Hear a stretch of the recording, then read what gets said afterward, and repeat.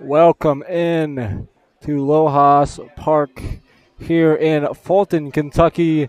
My name is Sam Reeves, here to bring you game number 4 on the season for your Franklin Duelers, coming in with a record of 2 wins and 1 loss. They will be facing the Fulton Railroaders here this evening from Lojas Park. An interesting field here. Very strange dimensions, very strange setup. It's very kind of cool, though. I really enjoy it up here, situated up high in the press box. Part of the stands, a lot of wooden seating around here, around the seating bowl. Seating bowl, most of it, anyways, is covered by a wooden plank above us. The Just to go over the dimensions because it's interesting. Down the left field line, in the left center power alley, 352 feet.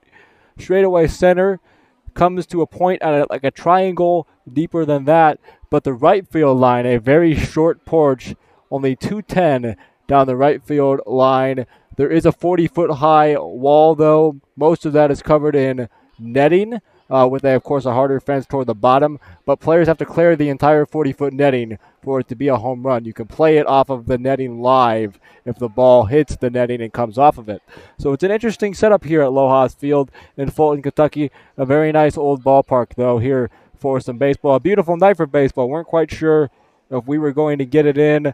Of course, last night's game, the Duelers were supposed to head to Henderson, Kentucky to play the Henderson Flash. It got postponed. No makeup date has yet to be announced, so we'll let you know via the Duelers social media pages when a makeup date has been determined on that one. But we have a nice ball game here for you today between two good teams early on in the Ohio Valley League. While we have a minute, let's go through the starting lineups. First, starting with your Franklin Duelers, led by, of course, head coach and manager Kyle Schexnader. They will start like this. Leading off at second base is Quincy Smith. Batting second in center field, Kelvin Reese. Hitting third in left field, Sam Slaughter. Cleaning up and catching will be Brett Rowe. Hitting fifth will be the first baseman, Mark Castle. Hitting sixth at shortstop, Jackson Musrock. Hitting seventh, the third baseman, Matt Jenkinson. Hitting eighth in right field, Jonathan Evans. And rounding out the lineup, hitting ninth for your Duelers, is a designated hitter, Jackson Norris. Taking the mound for the Duelers this evening will be Isidro Jimenez from Stillman College. He will be starting tonight for the Duelers. Looking at the lineup for the Fulton Railroaders on the other side of things, they are led by head coach Scott Guyman. They will start this way. Leading off, the second baseman, Jorge Velette. Hitting second at shortstop, Braxton Baird. Hitting third, the third baseman, Parker Estes. The designated hitter hits fourth. That is Brady Holloway. Hitting fifth at first base, Grant Davis. Hitting sixth, the center fielder, Landon Rogers. Hitting seventh in right field, Tennessee Carzanza. Hitting eighth and catching will be Matt Meyer. And rounding out the Railroaders starting lineup, the left fielder, Garner Anderson. On the mound for the Railroaders, at least to start this game, will be Jake Sikander here this evening. Here for you live from Fulton, Kentucky. Again, my name is Sam Reeves. Game number 4 for the Duelers. 2-1 record early on in the season after a win opening night against the Full Count Rhythm. Follow that up with a loss in Hendersonville against the Rhythm. And then a 16-6 win against the Louisville Jockeys on Sunday afternoon before the rain out last night. The Railroaders are also 3-1. They've started the season off hot. The Duelers will be wearing their road gray uniforms, gray tops here this evening, with blue numerals and lettering trimmed in red, and the royal blue pants for the Duelers. The Railroaders in their home orange uniforms, blue numerals, and white pants. So that is how we will start things out. Only about 8 minutes till first pitch. We'll take a quick break and be back with the opening pitch of this ball game here from Fulton. Stay with us. You are listening and watching to Duelers Baseball.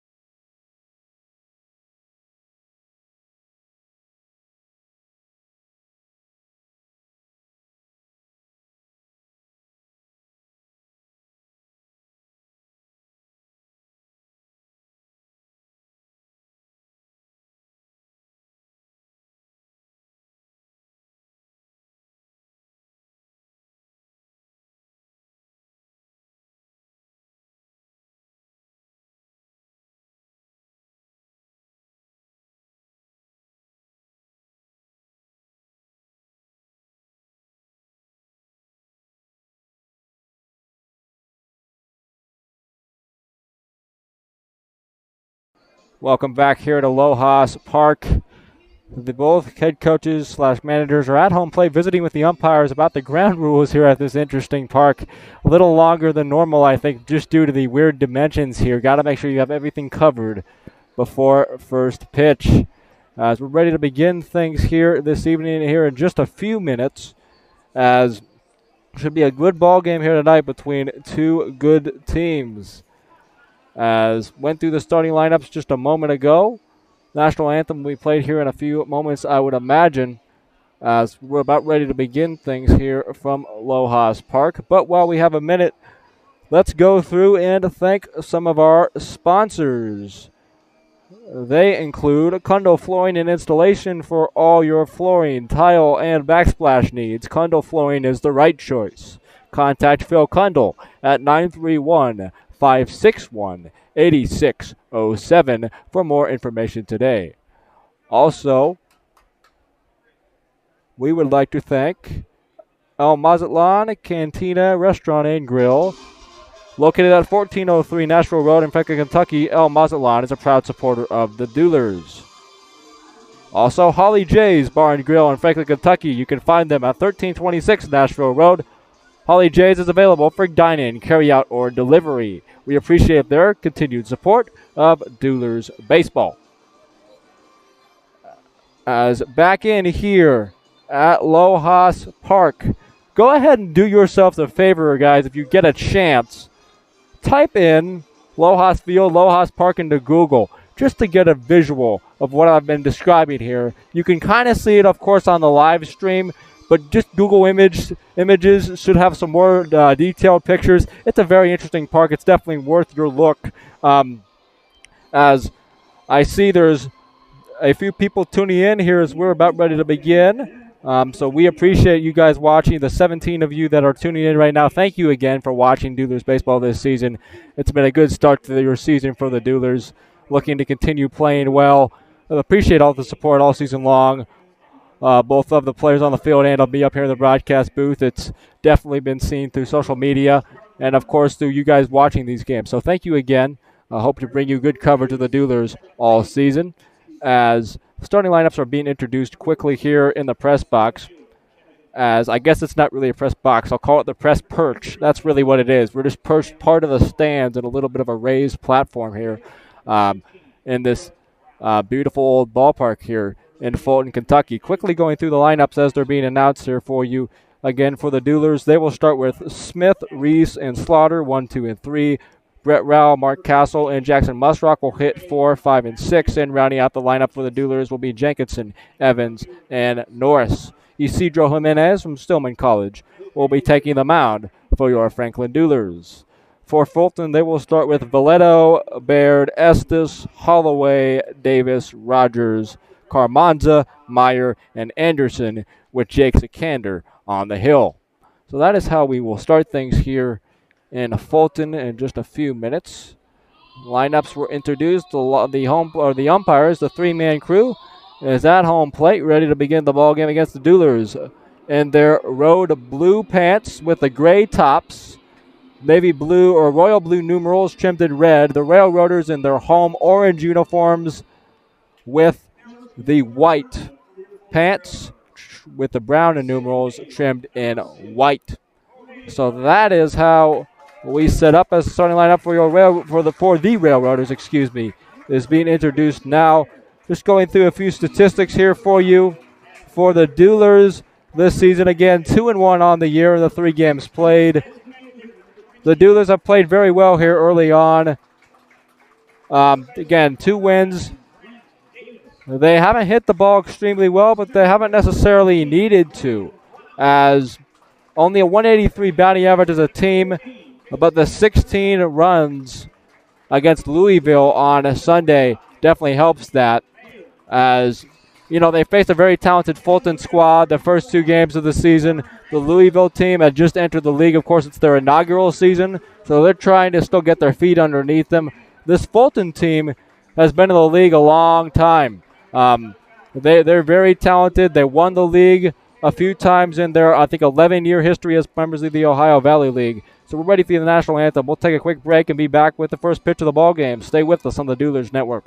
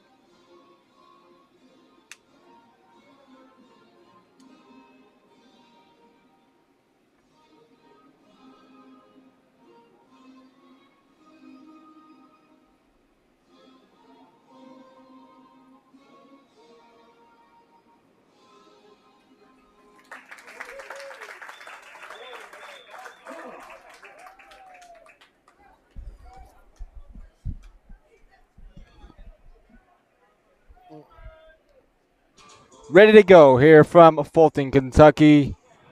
Top of the first inning, your Duelers will be coming to the plate with Quincy Smith, Kelvin Reese, and Sam Slaughter to face Jake Sikander.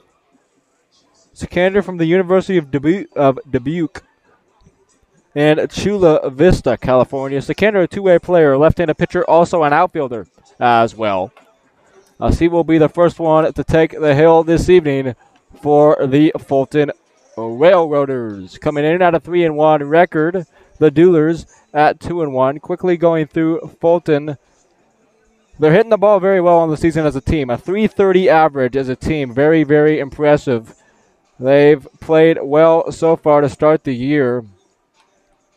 An 11-1 win on opening night against the Paducah Chiefs, followed by a 12-11 win against the Hoppers on June 3rd. They lost to the Full Count Rhythm by a score of 9-1, and then followed it up with a victory over the Rhythm right here at Aloha's Park, 9-8. 2 nights ago, June 5th, they were rained out, just like the rest of the league was last night. A lot of rain came through the region across the entire OVL last night, and as a result, rained out the entire league, essentially. Just a reminder, too, all games in the OVL, there will be no cancellations due to weather. They will all be rescheduled.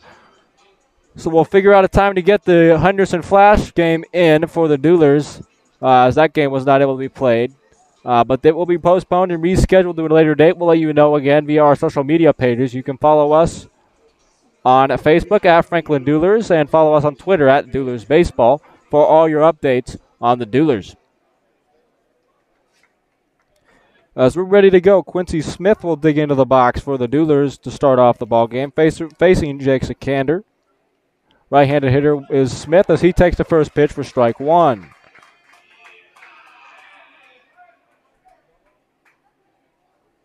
Smith so far, as the next pitch is inside for a ball, 1-1. Quincy Smith so far on the year. 6 at-bats, 1 hit, 3 runs scored. A 167 average here early on for Smith. Next pitch hits the strike zone. 1-2 is the count. Smith digs in on the right side. The 1-2. Here it is, and that one is grounded out to third. As the third baseman Estes fires over to first, and that is an easy out. Number 1. Estes over to Davis to retire Quincy Smith. That is 1 down. Up comes Kelvin Reese, the center fielder for the Duelers. This is his first start as a Dueler. He came in the blowout in relief, or as a pinch hitter and defensive replacement against the Jockeys on Sunday. The first pitch to Reese is fouled straight back, strike 1. Kelvin Reese was actually late to arrive to the Duelers, as he was an NABC All-Star at Stillman College and ended up playing in the All-Star game at Truist Park, the home of the Atlanta Braves, just last week. So he was a little late to arrive. Reese, a tremendous season at Stillman. As the next pitch is flied down the right field line. Foul ball. It is now 0-2 to Kelvin.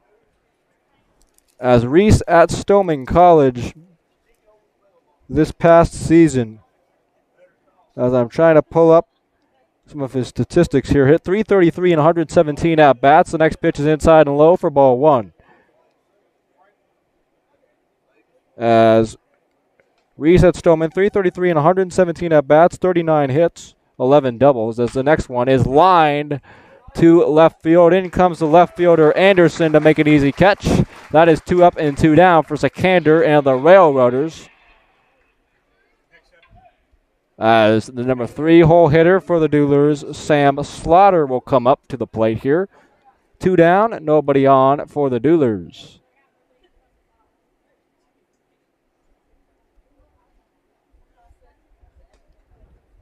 Slaughter from Calhoun. Actually, Slaughter started his collegiate career at the University of Memphis, then transferred to Calhoun Community College, and then will be going back up to Division I next year at Belmont. As the first pitch hits the outside corner, strike 1.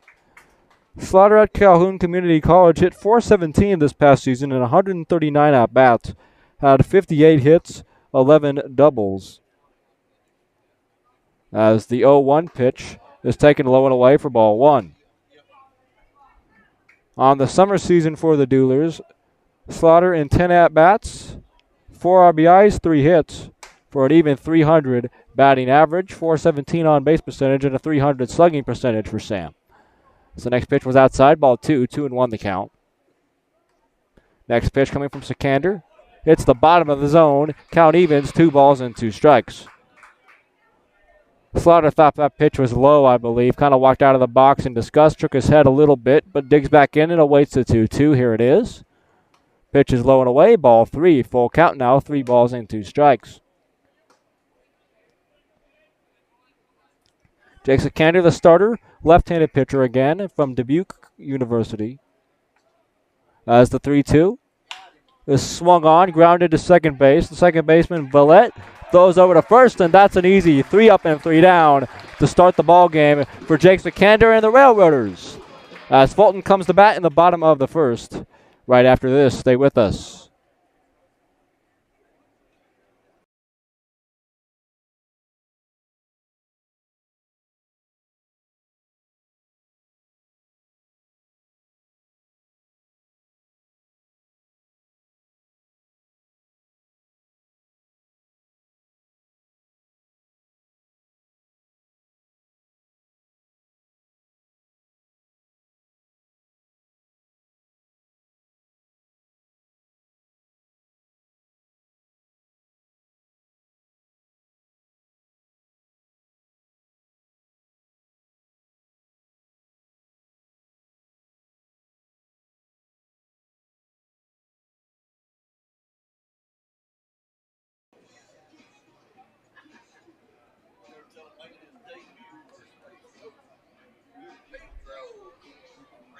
Welcome back in. Bottom of the first. My name is Sam Reeves. Fulton Railroaders coming up to bat here, taking on Isidro Jimenez from Stillman College.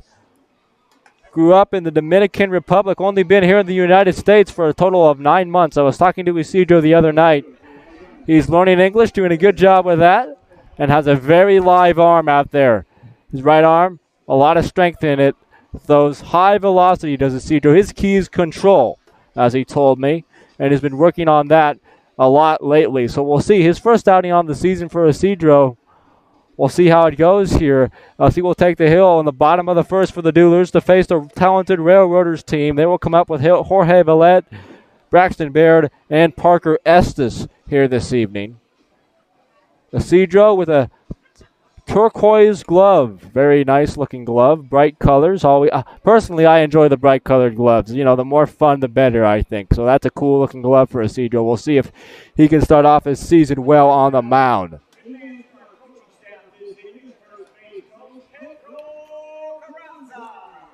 As for Stillman this past year, Isidro 10.2 innings pitched. He was hurt a lot of the 47 and 2/3 innings pitched, a 10.2 ERA.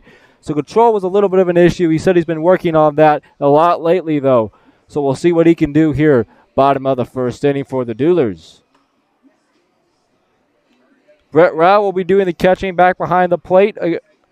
Defensively for your Duelers, Castle at first, Quincy Smith at second, Jackson Musrock the shortstop, Matthew Jenkinson at third. In left field, Sam Slaughter, Kelvin Reese in center.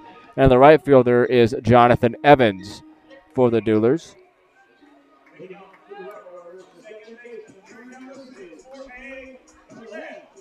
As Jorge Vallette digs in from the right side to face Jimenez, game number 1. Or inning number 1, excuse me. I guess it is game number 1 for Isidro. His first time out there on the mound this summer for the Duelers.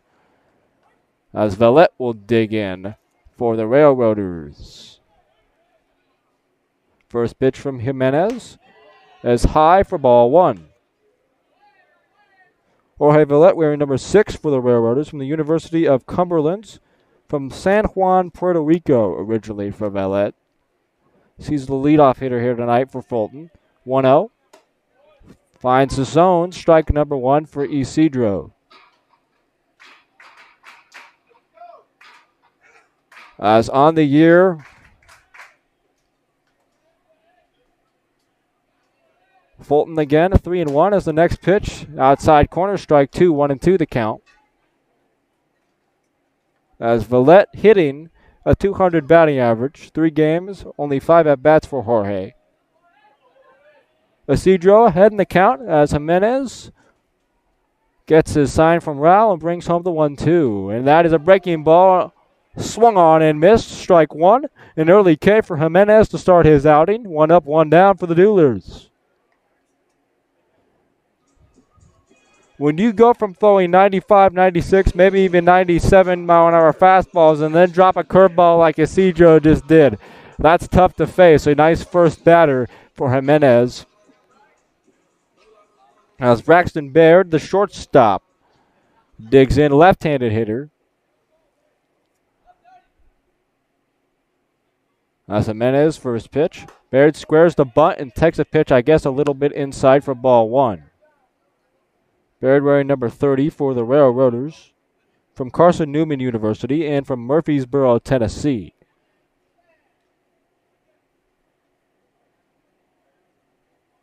Next one from Jimenez is bunted, third base side. Rao will let it roll foul, and that is a foul ball as it just died. But it was picked up in foul territory by Brett. Isidro now evens the count up, 1 ball and 1 strike.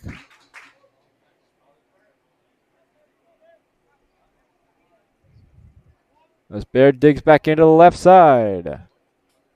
Jimenez gets his sign.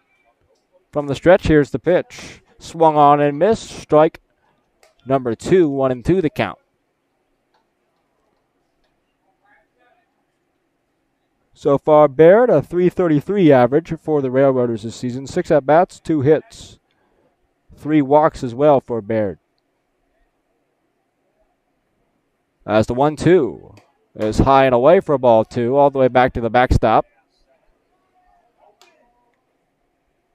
As it's now 2 balls and 2 strikes. Jimenez on the season for your Duelers, wearing number 2, uniform number 2.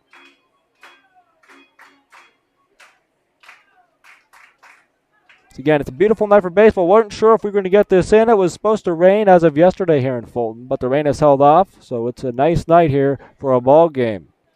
2 balls, 2 strikes. Here's the pitch. Now that pitch is lined up the middle and through to center field. A hard-ringing single for Braxton Baird. 1 on and 1 out for the Railroaders. Next up will be Parker Estes, the third baseman. Estes from Murray State University.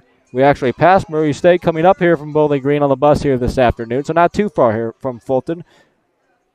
As Estes, born and raised in Elizabethtown, Kentucky. As Baird off of first base, 1 down. First pitch from Jimenez, just inside, ball 1. Also want to apologize for the fan that's in the bottom right-hand corner of your screen. There was not a way to position the camera to get that out of the view. I apologize. It is a little bit obnoxious, but we trying to keep the fans cool over here, and there was no other option for the camera. So I apologize for that. Hopefully you guys will kind of tune it out as the night goes on. Is 2-0 count now and a stolen base on that last pitch for Baird as no throw from the catcher Rowe. Now a man in scoring position for the Fulton Railroaders as the pitch was a ball. 2 balls and no strikes. 1 down, bottom of the first inning. No score here from Fulton, Kentucky. Isidro gets the sign from Roll. Here comes the pitch, and that's a fastball. Swung on and missed. 2 balls and 1 strike. A big swing that time from Estes, and no contact. As Estes, a .455 batting average here early on. A very impressive start at the plate for Parker. 11 at-bats, 3 runs scored, 5 hits, 1 double, and 1 homer to go along with 4 RBIs for Parker. That's a meeting at the mound as Brett Rao will go out there to talk to Isidro. That's also an interesting dynamic, as I was talking to Jimenez earlier.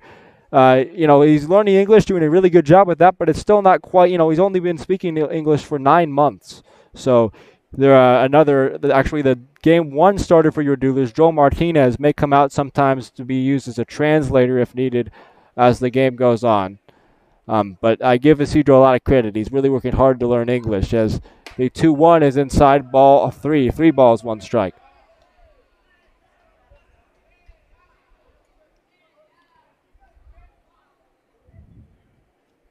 As Estes ahead in the count, 3-1. Braxton Baird off of second base, 1 out here in the first. Here's the next pitch. Runner takes off to go to third. Rose, throw to third is in time, but the tag is missed by Jenkinson. And Baird slides in safely. Brett Rouse' throw beat him there to third base. But Jenkinson tried a swipe tag and missed him. And as a result, Braxton Baird slid in there and avoided the tag. He was safe at third. It's a big play here early on in this game. See if the Duelers can work around it. 3 balls and 2 strikes now to Estes. As Isidro gets the sign, here's the pitch, and that's a foul tip into the glove of Brett Rowell. He holds it, and that's a strikeout for Jimenez. 2 down now. Up will come Brady Holloway, your designated hitter for the Railroaders, wearing number 22 on the season. Brady is from Southwest Tennessee Community College in Proctor, Arkansas. So he digs in from the left side, a left-handed hitter. Jimenez gets the sign. Here's the first pitch. And that one is shot to first base. A nice job by Castle to get it. Jimenez will cover and take the feed. That is an out at first base, and that will retire the bottom of the first on a nice play defensively by your Duelers at the end of 1. Still no score.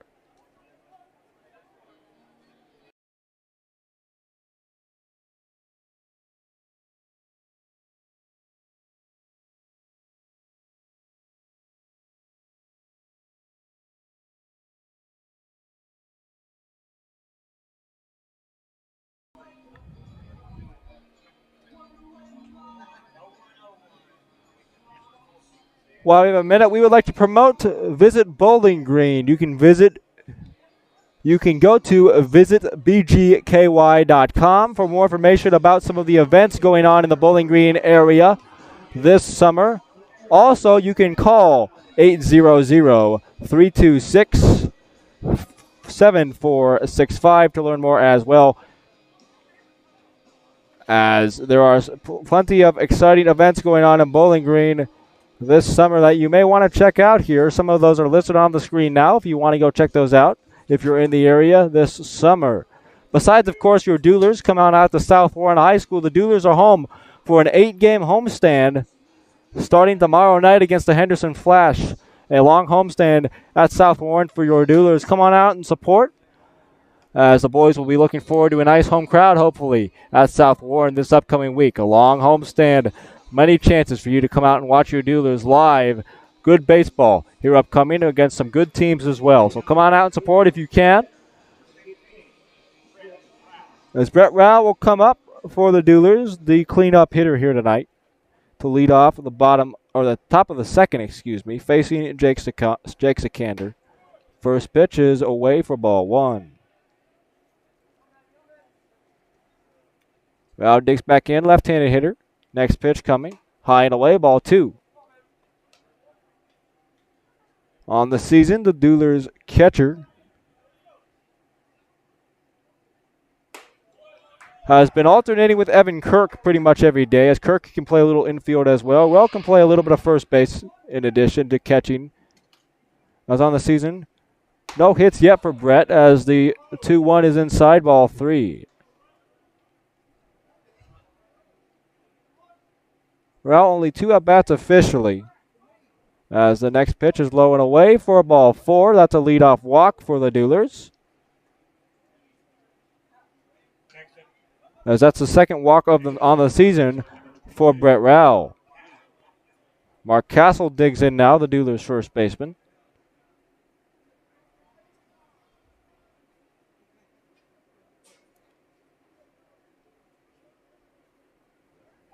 Castle, right-handed hitter.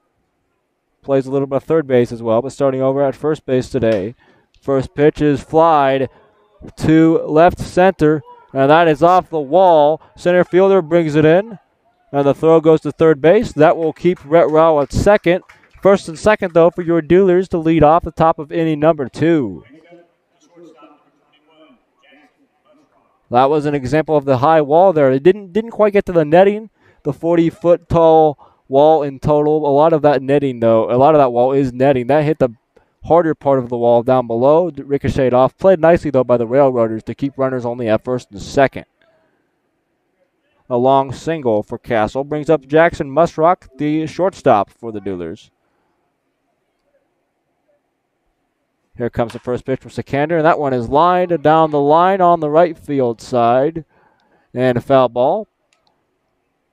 It is 0-1. Musrock on the season for your Duelers. Hitting the ball very well early on. 273 average for Jackson. 11 at-bats, 2 runs, 3 hits, 1 RBI, 3 strikeouts, and a stolen base for Jackson. Also has played some pretty good defense over at short. Has Musrock from the University of Memphis. And born and raised in Knoxville, Tennessee, as Musrock, as the 0-1 is low and inside, taken for ball 1. Evens it up, 1 ball, 1 strike. Here from Lohas Park. Again, my name is Sam Reeves. Game number 4 on the season. Duelers, 2 wins, 1 loss here early on. Fulton Railroaders, 3-1 early. Still no score, top of the second, but first and second for your Duelers. Next pitch is outside, 2 balls and 1 strike.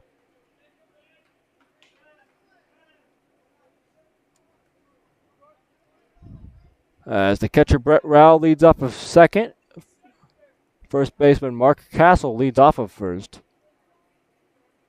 As the 2-1 pitch to Musrock is on its way.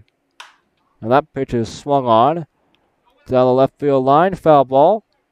Into the grass beyond the fence in foul territory. Into the parking lot, avoided some cars. I can see out the press or out of the press box perch, as I'm going to call it.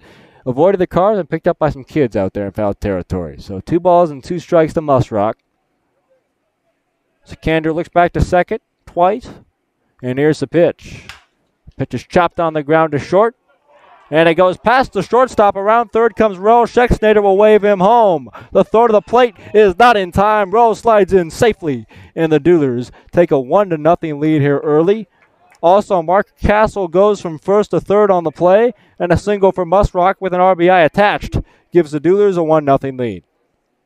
Nice piece of hitting there. And Brett Rao, I think, played a role on that one. Kind of screened the shortstop out of the ball a little bit. Brett Barrett over there at shortstop might have had a tough time picking it up, as Rao might have blocked his view just a little bit there as he was off of second base as the ball was hit.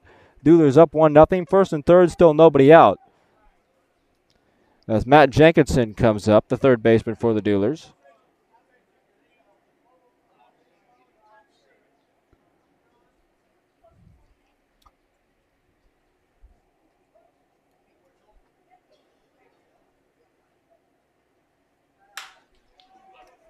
As the next pitch is hit in the gap, and that is down. Another run for the Duelers. Second and third now. Another RBI for your Duelers. This time for Matt Jenkinson. It's now a second and third. Still nobody out. The Duelers have a chance to maybe open this thing up just a little bit. Nice piece of hitting there on the first pitch for Matt Jenkinson.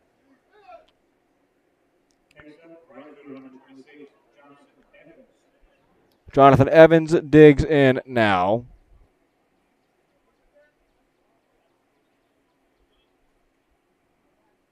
As the pitch is away, but swung on and missed. Strike 1.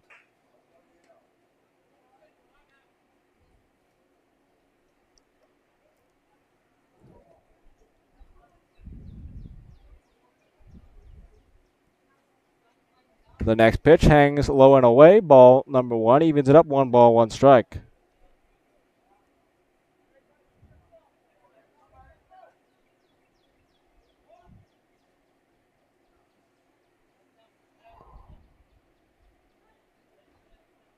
Next one coming. There's another ball low and away. 2 balls, 1 strike to Evans. Jonathan starting in right field here today.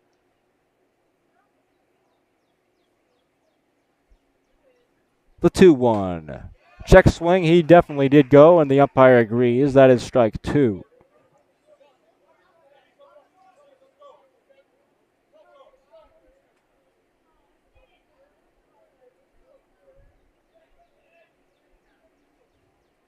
Next one coming is low and away. Ball 3. Count is full now. 3 balls and 2 strikes. That is one thing I've noticed from Jonathan Evans here early on. He will work a good at bat every single time. If he's down in the count, he doesn't care. He will battle all the way until strike 3. So 3-2 is shot foul this time. Third base side out of play. A lot of foul territory on both sides here at Lojas Park, especially though down the left field line. A ton of foul territory down that side. 3 balls, 2 strikes. Nobody out. Man on second and third for the Duelers. Here's Seconder's pitch. And that is inside for a ball 4. A full count walk for Jonathan Evans, and the bases are now loaded for the Duelers. That will bring up the 9th-place hitter and designated hitter, Jackson Norris, wearing number 20 for Franklin here this season.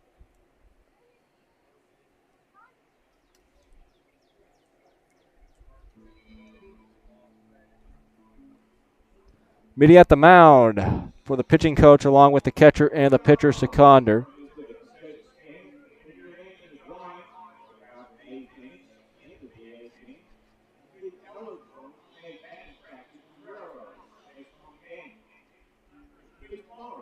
As it has been brought to my attention by Phil that the camera is not in the ideal spot. Yes, I would agree with that. I'll see what I can do in between innings. There's not a lot of space here up on the press box perch. I'll try to avoid the pole if I can. But to my right is a massive drop, and to my left, where I'm sitting, is a rocky table. So anytime somebody moves, I don't want the camera to move. But I'll see what I can do for you guys between innings as pitch is fouled off by the next Duelers hitter, Norris. He started at DH yesterday, did Jackson, and back in there again today. Bases are loaded, nobody out. Duelers up 2-0 as the next pitch hits the outside corner, strike 1.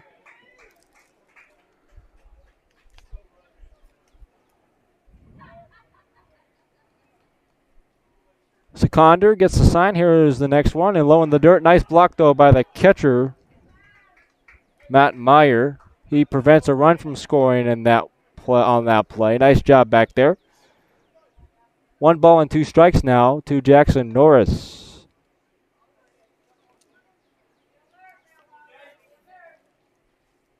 The lefty will get his sign. Here comes the 1-2. Pitch is fought off and fouled away. Norris will stay alive. Count holds. 1 ball, 2 strikes. Norris from the University of Montevallo in Rome, Georgia. That's where Jackson is from. Digs back into the box. Left-handed hitter. Awaits the 1-2. Here it is. Fouled off the catcher's glove. Count will hold. 1 ball, 2 strikes.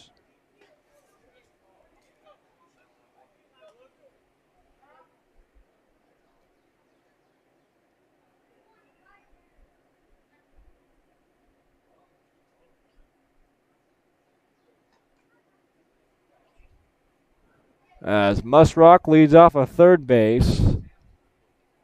Off of second is Matt Jenkinson, and off of first is Jonathan Evans. Nobody out. Bases loaded for the Duelers. Already have 2 runs here in this second inning. Time called at home plate. Norris will now dig back in. Count is 1 ball and 2 strikes.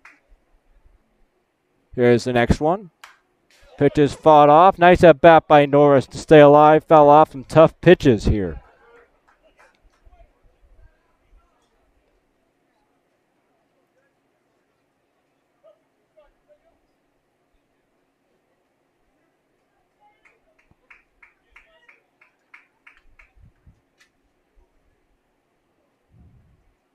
So the next one is low and away, taken for ball 2.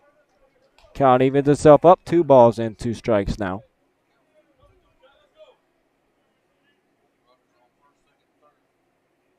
Norris digs into the left-hander batter's box. Bat above his shoulder, wiggles on his shoulder here. 1-2. Here's the pitch. Breaking ball. Called strike 3 on the outside corner. Norris will head back to the dugout after the strikeout looking. 1 down for the Railroaders. Bases still loaded for the top of the order now in Quincy Smith.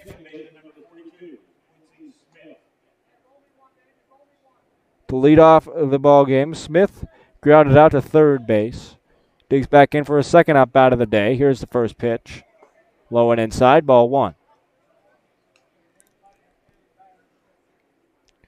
Smith from Southern University, the sophomore middle infielder, also plays some outfield from Los Angeles, California.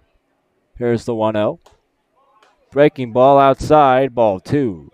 Like a changeup maybe out of Seconder.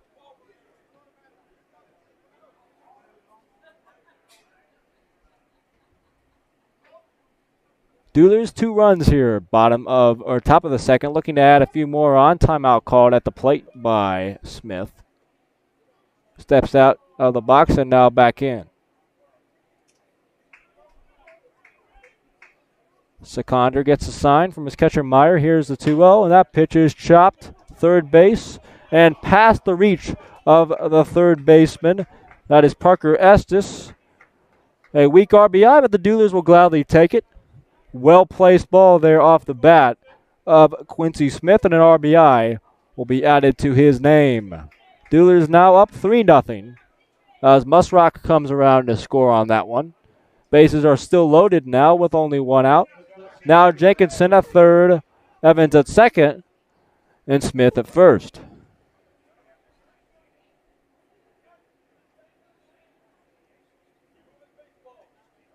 That was a tough play if Parker Estes were to make it anyways. Quincy Smith can fly down the line. He probably would have been safe if Estes could have even picked it up barehanded off the dirt, or off the grass, excuse me.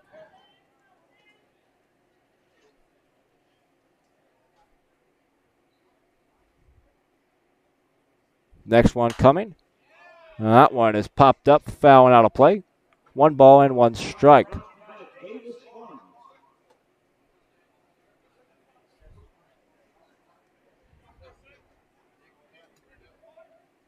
Kelvin Reese, the NABC All-Star from Stoneman College. Back into the box, the 1-1. Pitch is chopped behind the plate, foul ball. Strike 2, 1-2 the count. 1 down for the Duelers, top of the second, 3-0 Franklin. That was a nice job there. I will give a lot of props to Sam Slaughter, the on-deck hitter, for going and grabbing that. First, it was head coach Kyle Schexnader to go and grab the foul ball. Then the umpire said, I got it. And Sam Slaughter beat them both to the punch to grab that foul ball. Good job out there by the Duelers, trying to, be a little courteous out there during this ball game. It makes, of course, our organization look a little better in the eyes of both the umpires, and the fans, and that's just the smart thing and right thing to do. So good job there by Slaughter. Next pitch was a ball, 2 balls and 2 strikes. As the little things need to make sure to be noticed. That's kind of what I'm trying to say here. As the next pitch is outside off the glove of the catcher Meyer. He's had a couple of those today. Haven't been able to catch a couple of them cleanly. Hasn't really came back to bite the Railroaders just yet, though. As the count fills itself out, 3 balls and 2 strikes to Reese. Chokes up on the bat just a little bit. Here's the 3-2, and that's a foul tip into the glove of Meyer. Definitely caught that one. But that's a big strikeout for Seconder. The bases will remain loaded, but now 2 outs.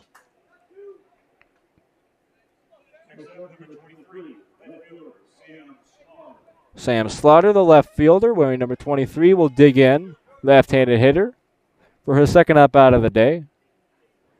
In the first, Slaughter grounded out to second.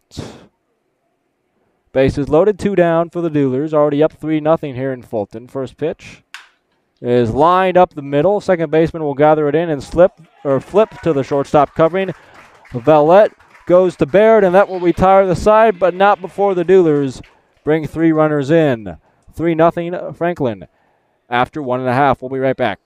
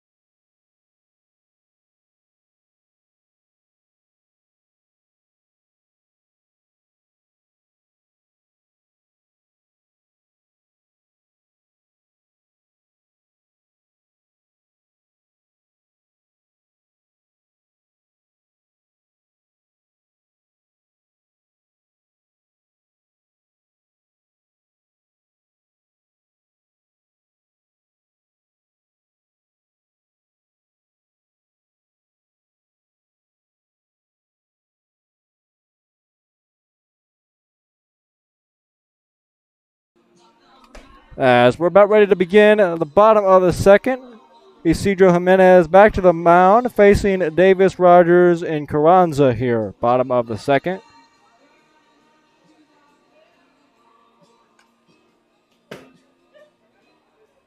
As Jimenez back to the mound for a second inning of work.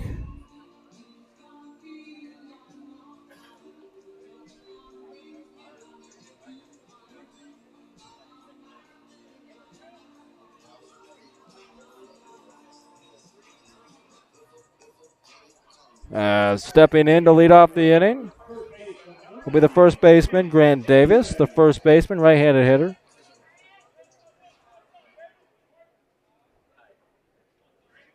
Jimenez gets the sign. Here's the next first pitch of the inning, and that's outside ball one.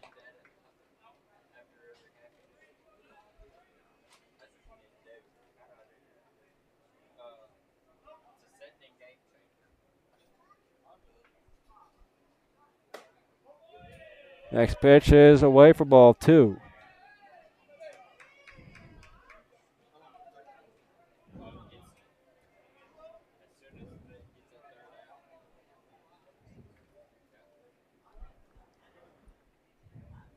Next one back to the backstop off the glove of Rao, and it's 3 balls and no strikes. To Grant Davis, the first baseman, and the 5-hole hitter for the Railroaders. Jimenez behind the count, 3 balls, no strikes. Here's the next pitch, and that's high and away for a 4-pitch walk to open the inning for the Railroaders.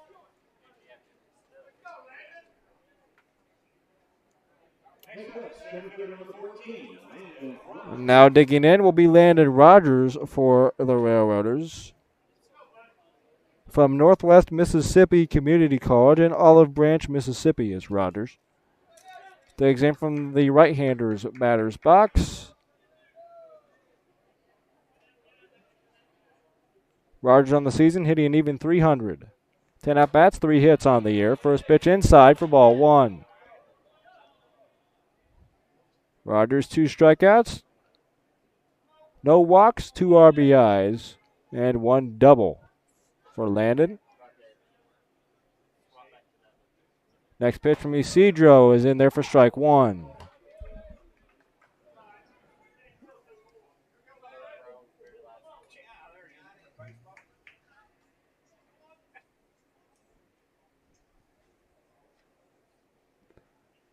Isidro's 1-1. Here it comes. High and in. Rogers ducks out of the way. Obviously no intent there. Still early on. Nobody's trying to hit anybody. Just a little bit high and in for Jimenez there. 2 balls and 1 strike.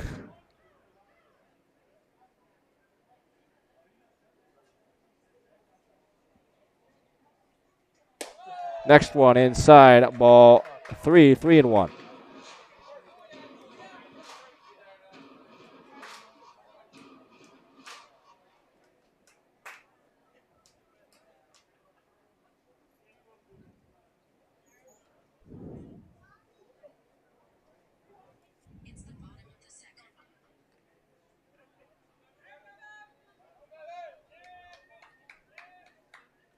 As the next one also high and inside for ball 4. 2 walks to lead off the inning for the Railroaders.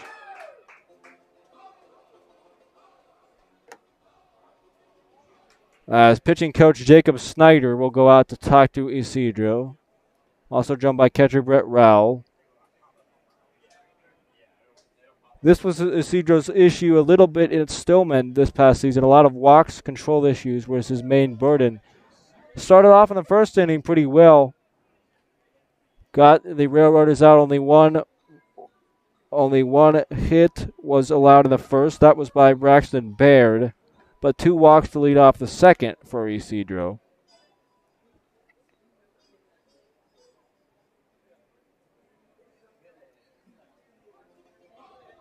As Tennessee Carranza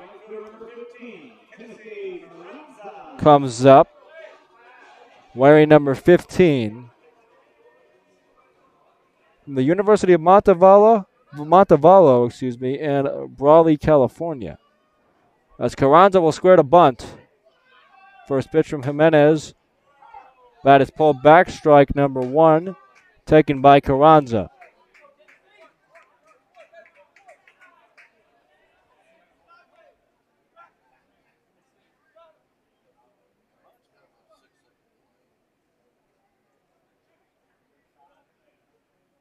Here comes the next one.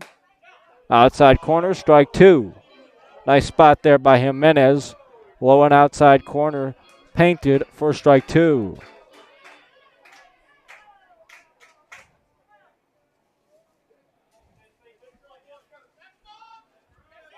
As a balk is called on Jimenez, and both runners are advanced as a result. Musrock's going to go in to talk to the umpire. And this is smart. This is smart by Musrock. He's going in there to just make sure Isidro knows exactly what occurred. As head coach Kyle Schexnader is going to go out there to talk to the umpire as well. Musrock will also go to talk to Isidro just to make sure they're all on the same page there. As runners now second and third, nobody out. As Musrock jogs back to short, Schexnader back to the dugout. Still 0-2, though, on Tennessee Carranza.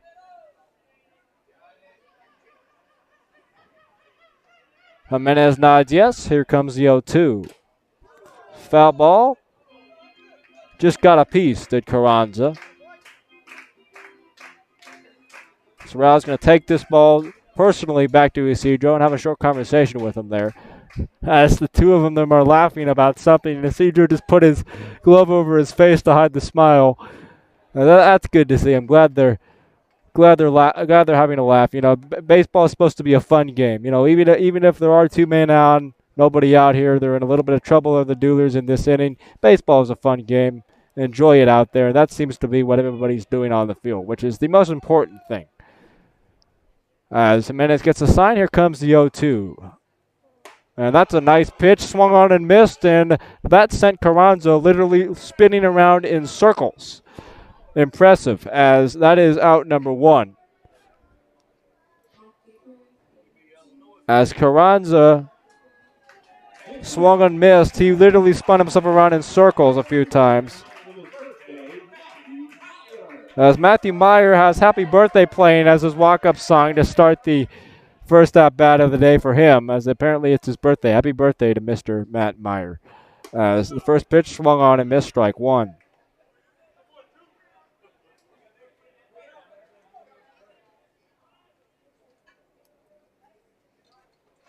Matt Meyer, the catcher for the Fulton Railroaders here this evening, wearing number 25.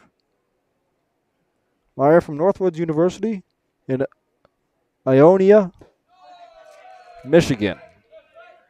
The next pitch is low into the dirt, ball 1. 1 ball, 1 strike your count.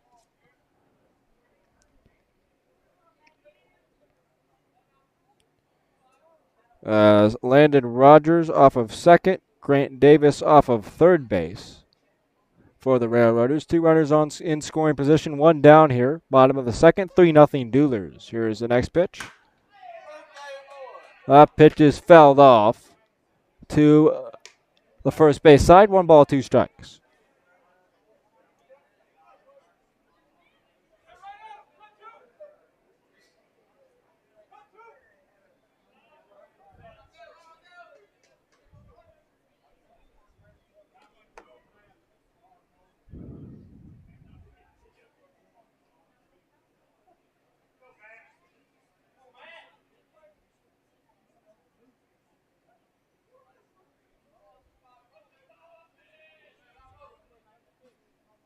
As the 1-2 from Isidro is swung on and missed, strike number 3.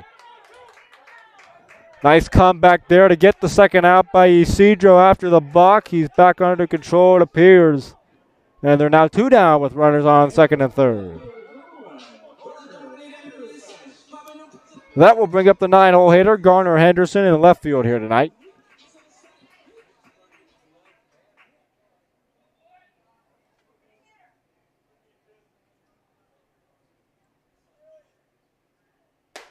First pitch, strike number 1 on the inside corner.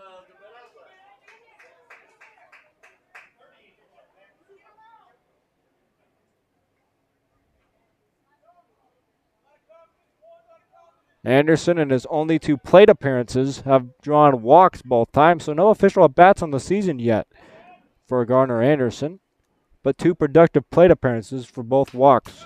Next pitch is fouled straight back, 0-2. Jimenez ahead in the count, no balls and 2 strikes.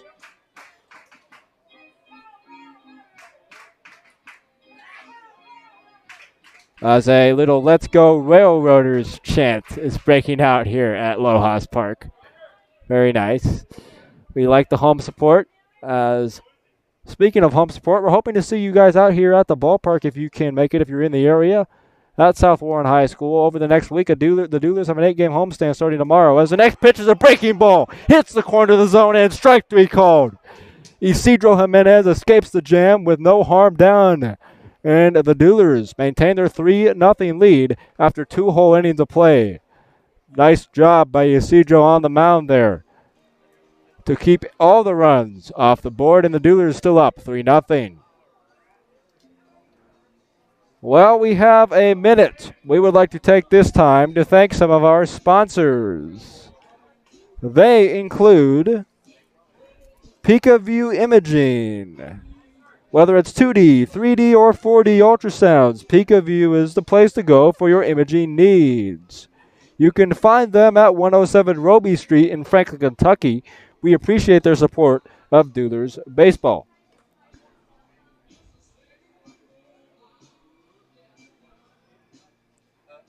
Also, we would like to thank Sure Stay Hotel Bowling Green North, located at 700 Interstate Drive in Bowling Green, Kentucky. Sure Stay by Best Western is the official hotel of the Duelers. If you're coming into the town, be sure to check them out.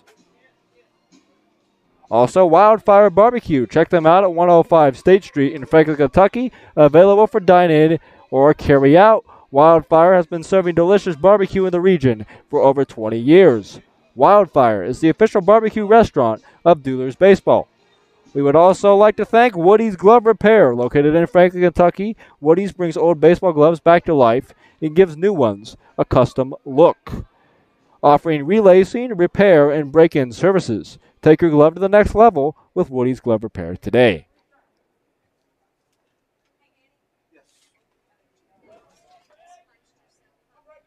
As coming up to lead off the inning will be Brett Rao, the catcher. First pitch is fouled off, 0-1.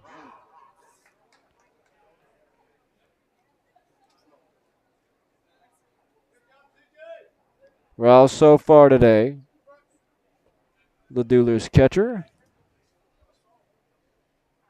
As the next pitch is outside. Well, apparently it's called a strike. Looked outside to me, but it was called strike number 2. 0-2 the count. Rao so far on the day, a walk in the second. As the next pitch is lined into the short porch in right. And that's a very long single. We're going to see a lot of those today as the wall is only 210 feet to right field. Or at least toward the corner, it's 210. Apparently, they used to have 3 question marks painted on the outfield wall down the line and right, where normally you would see, how many feet it is to the wall. They used to have 3 question marks as I was talking to the PA guy up here. That's very clever. Now it's just the 210 feet, though. As the first pitch to Castle is a tailor-made double play ball. Short or second baseman to the shortstop and back to first. And that's an easy double play for the Railroaders after the leadoff single. Now 2 retired and nobody on here in the third.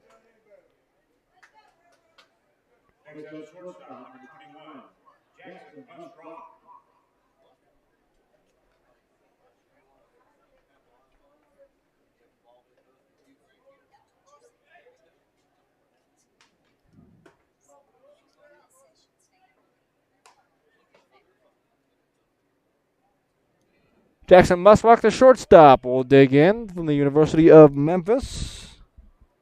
Muswalk, an RBI single, his first time up in the second inning. Timeout called by Muswalk. He'll step out and readjust things. Stepping back in now is Jackson. 1-0. Here comes the next pitch. Inside, did he go around? No.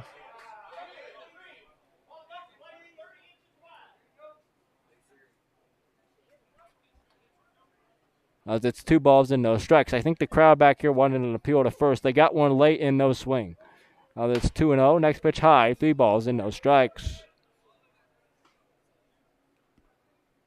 Moss Rock wearing number 21 on the summer season for the Duelers. Franklin in their gray tops, blue pants with the blue numerals trimmed in red. Next pitch is high, ball 4, a 4-pitch walk to Jackson. 2 outs and a man on first now for the Duelers. Matt Jenkinson digs in now for Franklin, the third baseman here today, an RBI double his first time up.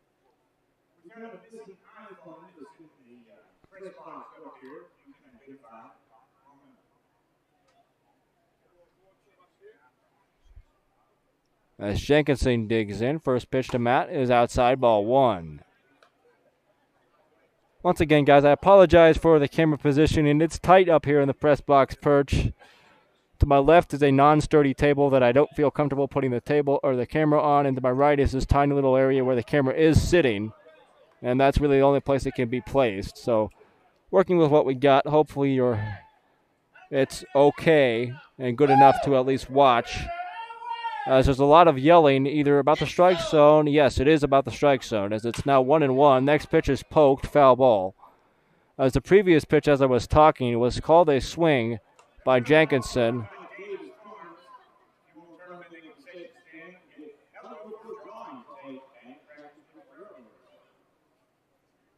This now 1-2. 2 outs. Musrock off of first base. As the Condors pitch to Jenkinson. Runner goes. Pitches outside. Catcher's throw to second. Is not in time. Runner is safe at second base. Just ahead of the throw by the catcher, Meyer. Ball was outside as well. 2 balls and 2 strikes. 2 outs here. Top of the third inning. Duelers up 3-0 here. Musrock off of second base now with 2 down. Here's a 2-2 pitch to Jenkinson. On its way. Breaking ball, weighted back and poked foul by Jenkinson. He'll stay alive. Count will hold. 2 balls and 2 strikes.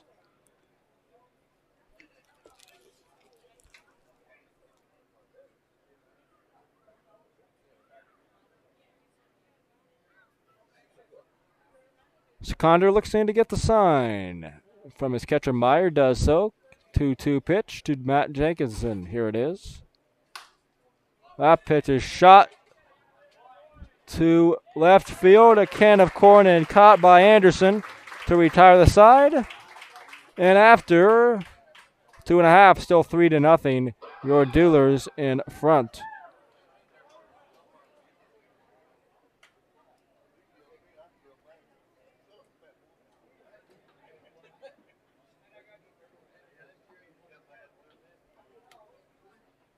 In between innings here, please enjoy a few photos taken from the opening night game on the season, provided to you by Charlie Cunningham. We appreciate him being out there taking photos. We also will have some more photos from Heidi Brooks that we'll upload to our social media pages and hopefully include on these future broadcasts as well. Heidi was there on opening night as well, photographing your Duelers. So we appreciate their work and expertise with the camera. As well as Jimenez will take the mound, coming out to begin his third inning of work. So far for Isidro, no runs allowed. As I'm looking out at the scoreboard, usually on scoreboards you have, the hits and errors totals. You don't here at Lojas Field. It's just the total runs scored. So I'm going to revert back to my scorecard. This is exactly why I keep score here up in the press perch.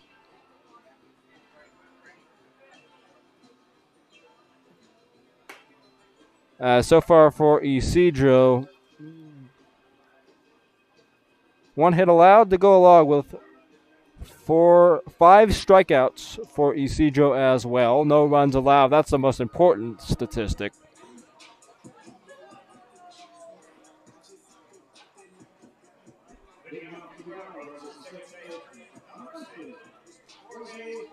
As we're back in here with the video to go along with my voice.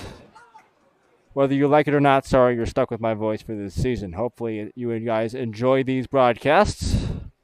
We appreciate your support of Duelers baseball here this season. As the first pitch from Jimenez to the leadoff hitter, Jorge Valette, is inside ball one. Valette, a strikeout swinging to lead off the ball game, at least to lead off the Railroaders portion of the ball game in the bottom of the first. The 1-0 from Jimenez. Down the third base line and fair down the line. Over to get it as the left fielder Slaughter. Valette will head into second. Now tries to go to third, or starts to go to third, but hits the brakes. Slaughter bobbled it a little bit down the left field line. Valette came hard around the bag, but stumbled as he rounded second. And when the stumble occurred, decided to not risk the first out being recorded at third and headed back to second. So a leadoff double for Jorge. Brings up the second place hitter, Braxton Baird. Braxton Baird, the first baseman, the shortstop, had a single in the first inning on the second, or in his first plate appearance of the day.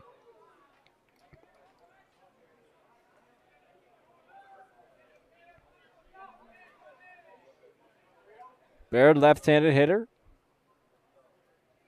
There's the first pitch from Jimenez, swung on and missed. Strike one, actually a foul tip into the glove of Brett Rell. Strike one nonetheless, though.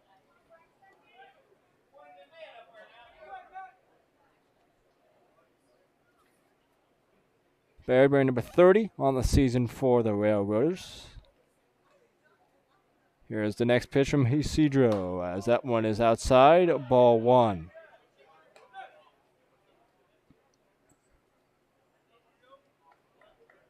Three runs for your Duelers so far. No runs for the Railroaders. Franklin up 3-0 here early on.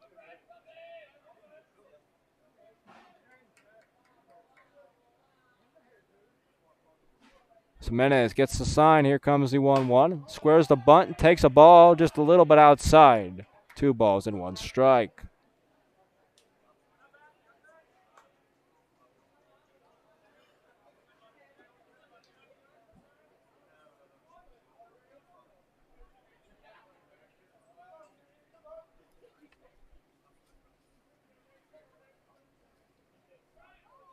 Two balls and 1 strike. Here's Jimenez's next pitch. That pitch hits the outside corner. 2-2 now your count.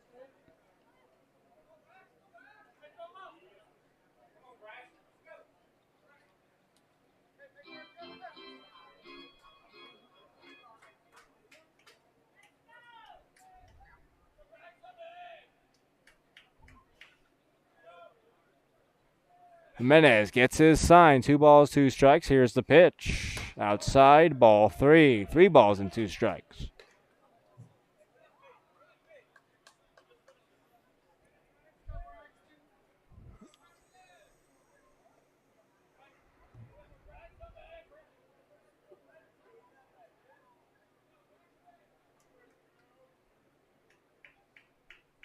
Three and 2 is Isidro. Here's the next one. Runner starts to take off, but the ground ball is to the second baseman Smith. Over to first. A wide throw. And I didn't see the umpire's call as I was blocked by a pole, as those are in the way. We'll see if he's called out. He was. Nice job over there by Mark Castle to hold the bag on the wide throw from Smith. But the runner advances from second to third now. Man on third, 1 down for the Railroaders. Parker Estes into the box. Officially 4-3 on the ground out this last at bat, or the last batter, but that was nothing. That definitely not an easy 4-3. His first pitch low and outside, ball 1. Mark Castle's done a very nice job over there. First all season, stretching and picking out wide throws. Another example right there. Kept his foot on the bag as he dove toward the outfield to grab that ball from Smith. Parker Estes, 1-0 is the count. Here's the next pitch. Inside for ball 2. Estes struck out swinging, in the first inning of play. The count is 2 balls and no strikes. Braxton Bear leads off, Jorge Valette leads off a third. Here's the 2-0. Outside ball 3. 3 balls and no strikes.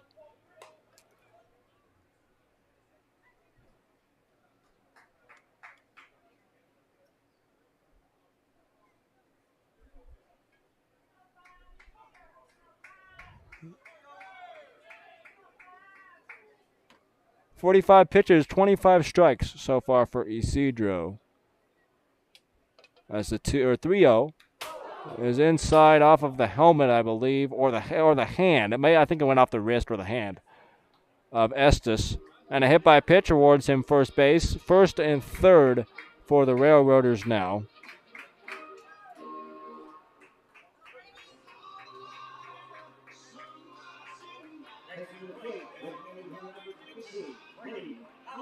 Brady Holloway, the DH, digs in. Walking Up to God's Country by Blake Shelton. That's very fitting for this part of the country and where we are tonight in rural Kentucky here in Fulton. As Isidro gets a sign from Ralph, first pitch coming to Holloway. Here it is. That's a balk. Yeah, it is. I caught it too from here, hoping the umpire might have not seen it. But Isidro hesitated before he brought the pitch home, and that will be a run as Jorge Valette scores.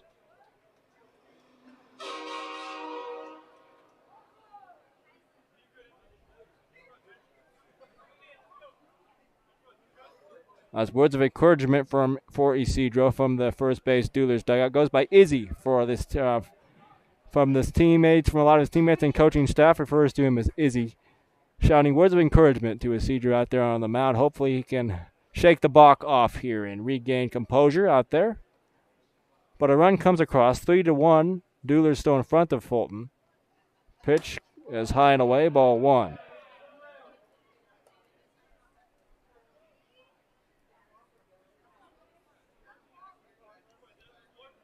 One ball and no strikes to Holloway.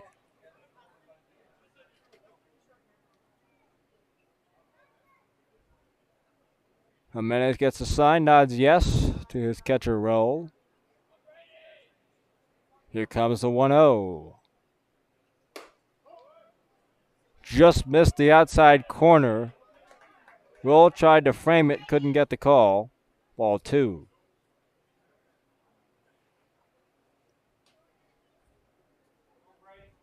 Men on second for the Railroaders is Parker Estes. 1 out, 3-1. Duelers in front of the Railroaders. Here's the 2-0. That pitch is on a line to Castle at first. He'll step on the bag as he picked it up on a hop. And that's out number 2. Runner will advance to third base, though. As it's men on third, 2 outs for the Railroaders. As Grant Davis comes to the plate. 3 unassisted on that last out for the Duelers. As Davis digs in, the first baseman for Fulton. A walk in his first at bat in inning number 2. First pitch low and away, ball number 1. Some work going in the Duelers bullpen.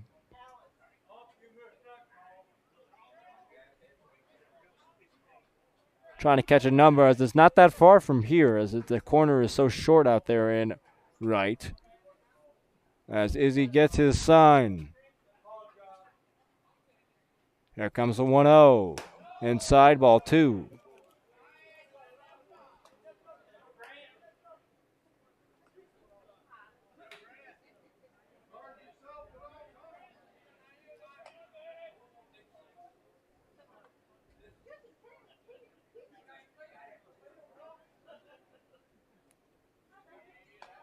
As 2-0 your count.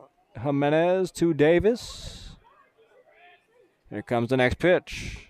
Low into the dirt, back to the backstop, but a good bounce for the Duelers and a nice quick reaction by Roll behind the plate. Runner will stay put at third base.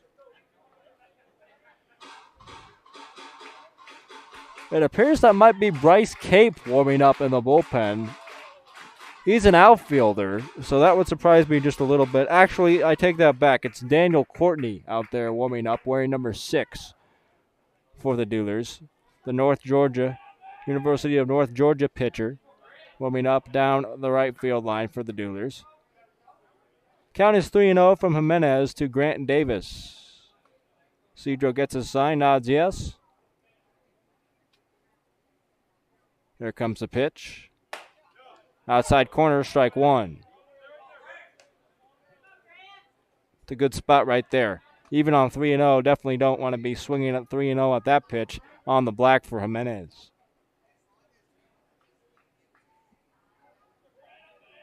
It's 3-1 with a man off of third base. Here it comes. That pitch is skied into deep right center field, and will that be gone? Yes, it will. A home run for Grant Davis, and off goes the train horn.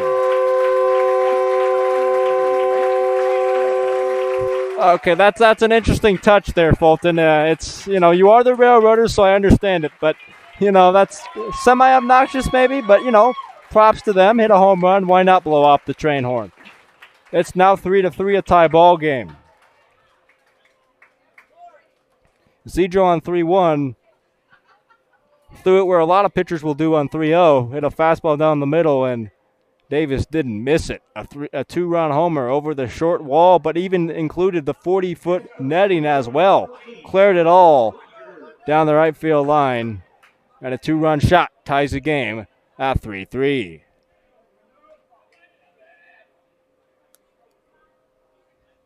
Landon Rogers digs in. 2 outs, nobody on. First pitch is inside, and it hits him.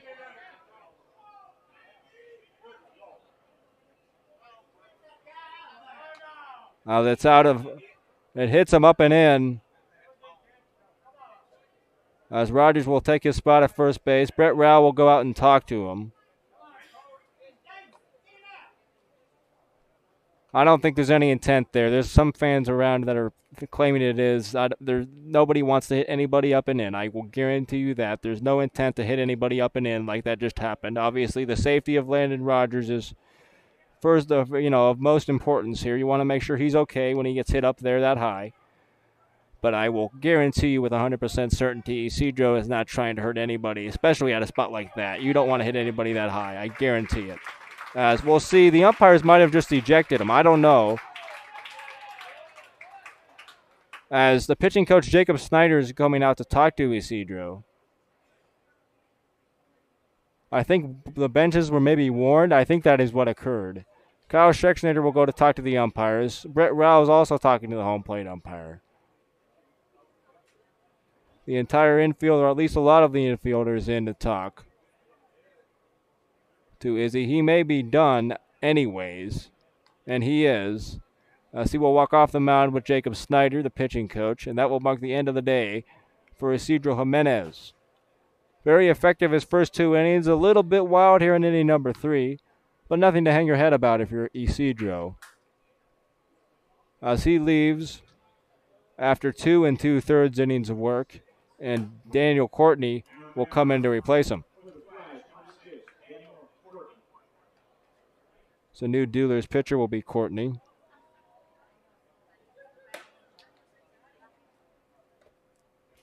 Courtney from the University of North Georgia. The lefty will come in, throw a few warm-up pitches here.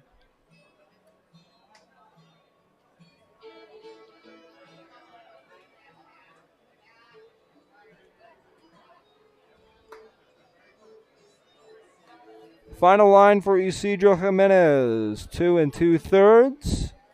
3 hits, 3 runs, all earned. 5 strikeouts, 2 walks, and a homer.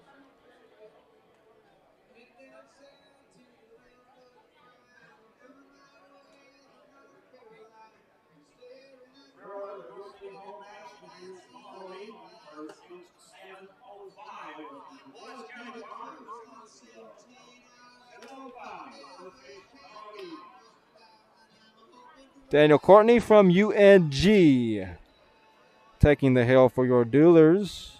The freshman lefty from Peachtree City, Georgia.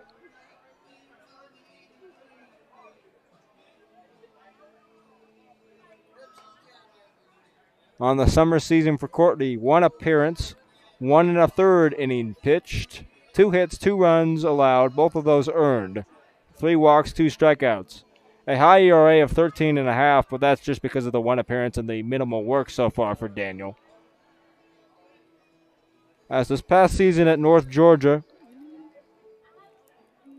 Courtney threw much better, a 3.75 ERA in 24 innings pitched. So that's a better stat to look at here this early on in the season. Tennessee Carranza, digs in. 2 outs, man on first. First pitch high and away, ball 1. Carranza struck out swinging in the second. Courtney gets a sign. Here's first to throw to first. Runners back in, head first dive.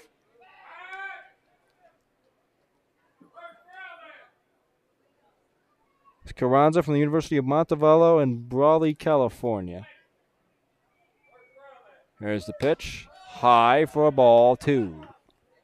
2-0 the count from Daniel Courtney for his second appearance here on the young season in the OVL. Game is tied, 3 runs apiece here in the bottom of the third. Runner goes. Pitch is taken inside for ball 3, apparently. Might have caught the corner, but he called inside by the home plate umpire. 3 balls in, no strikes. Runner also took off and stole second base without a throw. That would be Parker Estes, I believe, at the stolen base. 3 balls, no strikes. Courtney's 3-0. High and away, ball 4. A 4-pitch walk for Daniel.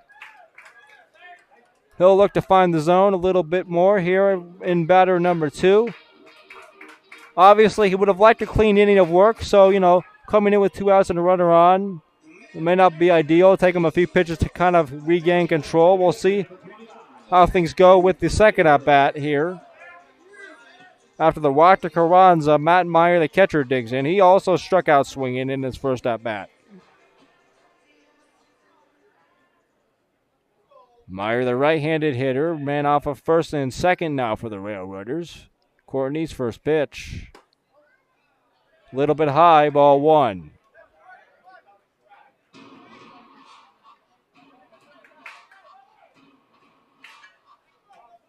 Sun setting over Lohaus Park in Fulton, Kentucky, right on the Tennessee-Kentucky straight line, north to south, southern part of Kentucky.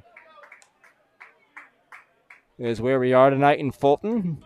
Duelers back home tomorrow to face the Henderson Flash, 7:05 Central Time. First pitch.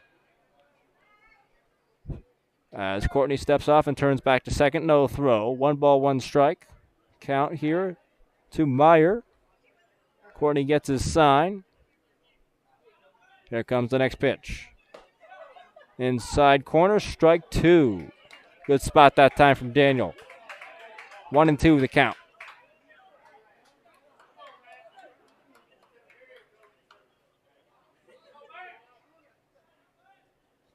One ball, 2 strikes, Courtney. Here it comes. Swung on a miss in the dirt, but it's a wild pitch. And a drop third strike. Nobody's covering the plate. Here comes Courtney late to make sure that the runner doesn't try to score. The drop third strike, though, keeps the inning alive as the pitch got past Brett Rell, the catcher. Bases are now loaded with 2 outs. Score still tied at 3. As the 9-hole hitter Garner Anderson digs in with a chance to do some damage here for Fulton.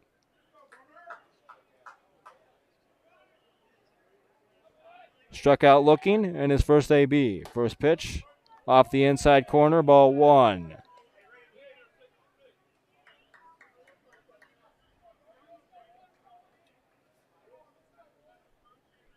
Anderson digs in, right-handed hitter against Courtney. Here's the next pitch. It's the outside corner, strike 1. Garner Anderson in left field here tonight for Fulton.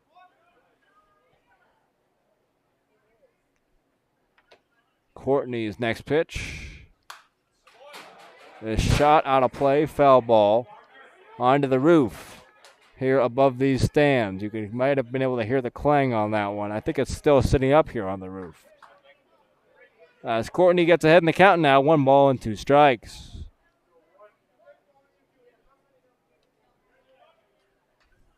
One and two to Garner Anderson. Courtney, the lefty. Here it comes. Up the middle, off the mound. Smith will step on second, and that will end the third, but not before 3 runs come home, and the ball game is now tied up.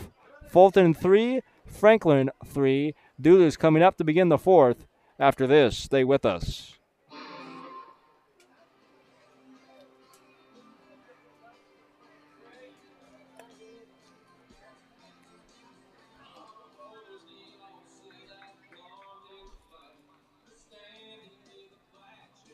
While we have a minute, we would like to promote Visit Bowling Green. You can go to visitbgky.com or call 800-326-7465 to learn about all the events going on in Bowling Green, Kentucky throughout the summer. Check out some of those events on the screen now, as they're now on the screen. If you're in town at all and over the course of the summer, which we hope you will come out and support the Duelers, of course. Also, while you're in the area, feel free to check out some of these events listed on your screen. Also, many more that are not listed on the screen. So go to visitbgky.com to learn more today. Duelers coming up in the fourth. A tie ball game now here for you from Fulton.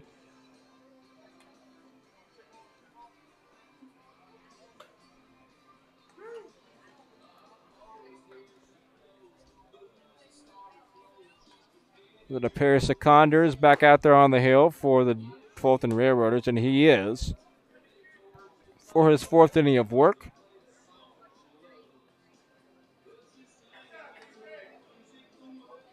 Duelers will come up with Evans, Norris, and Smith.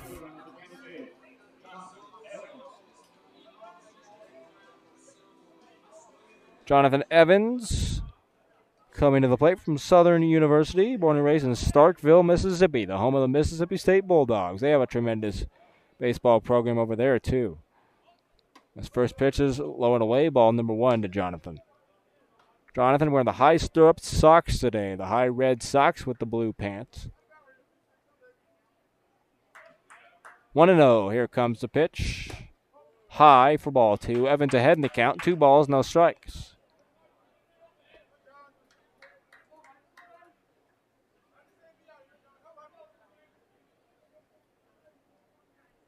Next one. A little bit high. 3 balls in, no strikes to Evans. Once again, another good at-bat put together by Evans here early.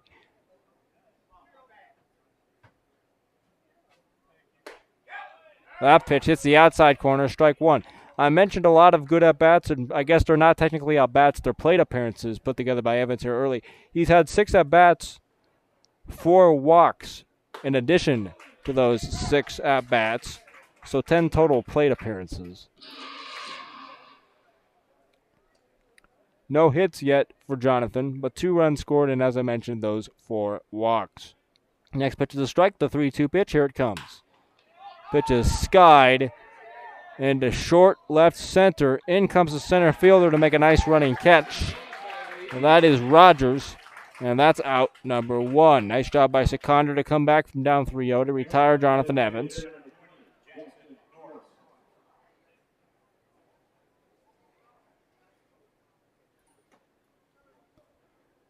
The DH hitting in the 9 spot here this evening for the Duelers. Jackson Norris digs in. Struck out looking in the second. Here's the first pitch. Low and away, ball 1.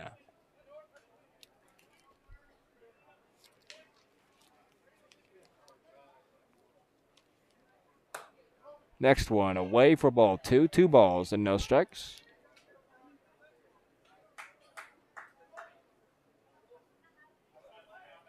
As the 2-0. is driven in the air. Popped up very high. This first baseman goes up to grab it. As a pop up to Davis for out number 2.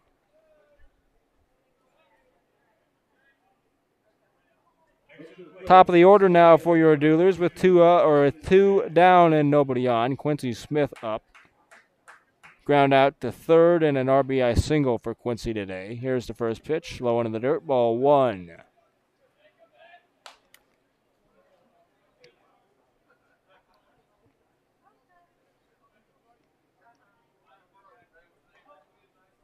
Seconder gets a sign. Here comes the 1-0. Fouled straight back off the roof and down back behind the plate for strike 1.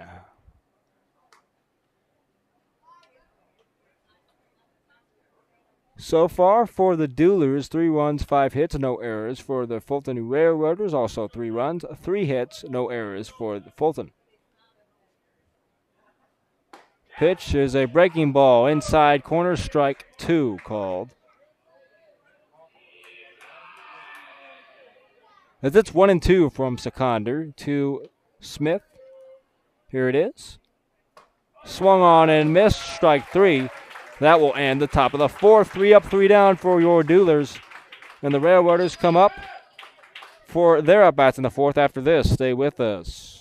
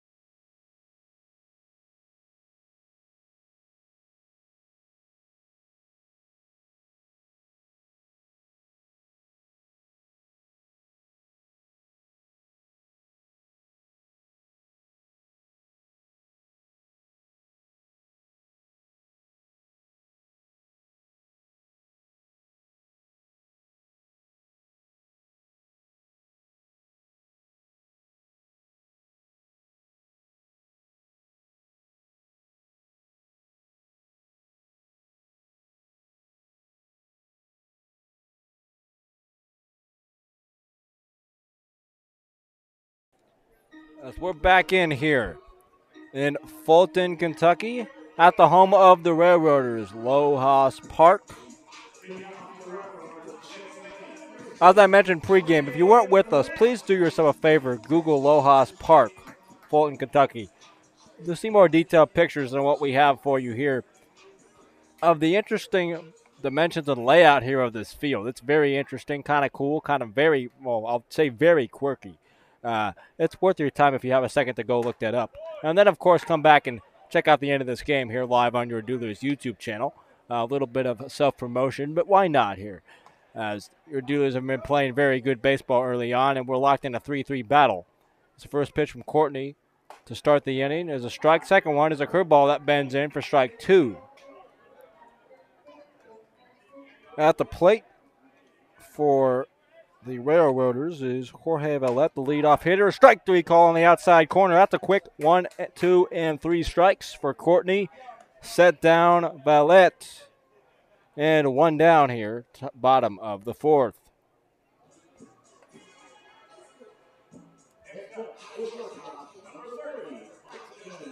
Braxton Baird will dig in, wearing number 30 in the orange uniforms here for Fulton.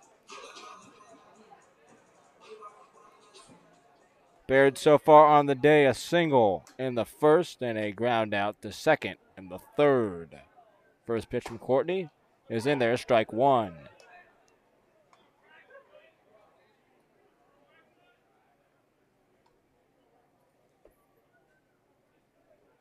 Courtney gets a sign from Roll. First time is called at the plate by Baird. He'll step out. Wipe a little sweat from his forehead and put his batting helmet back on. dig back in, does a left-handed hitter. And Courtney brings home the 0-1. Little bit outside for ball one. 1 ball and 1 strike crew count. Braxton Baird from Carson Newman University, the shortstop. From Murfreesboro, Tennessee. Next pitch is on the corner, strike 2, 1-2 your count.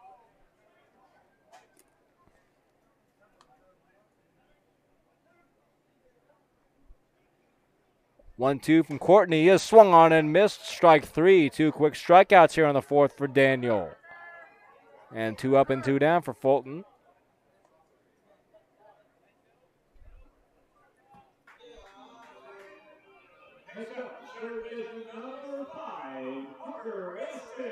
Parker Estes digs in now, the third baseman. A strikeout and a hit by pitch to his name so far this evening. Estes hitting .455 coming into tonight's game. First pitch, just off the outside corner, ball 1.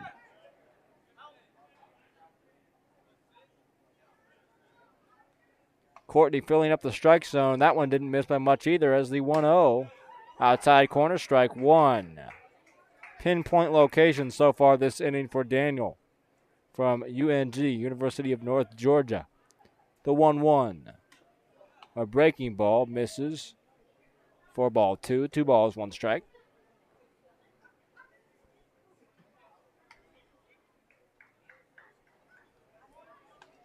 Parker Estes digs in, right-handed hitter against the lefty Courtney. Here's a 2-1. Outside, ball 3. 3 balls and 1 strike.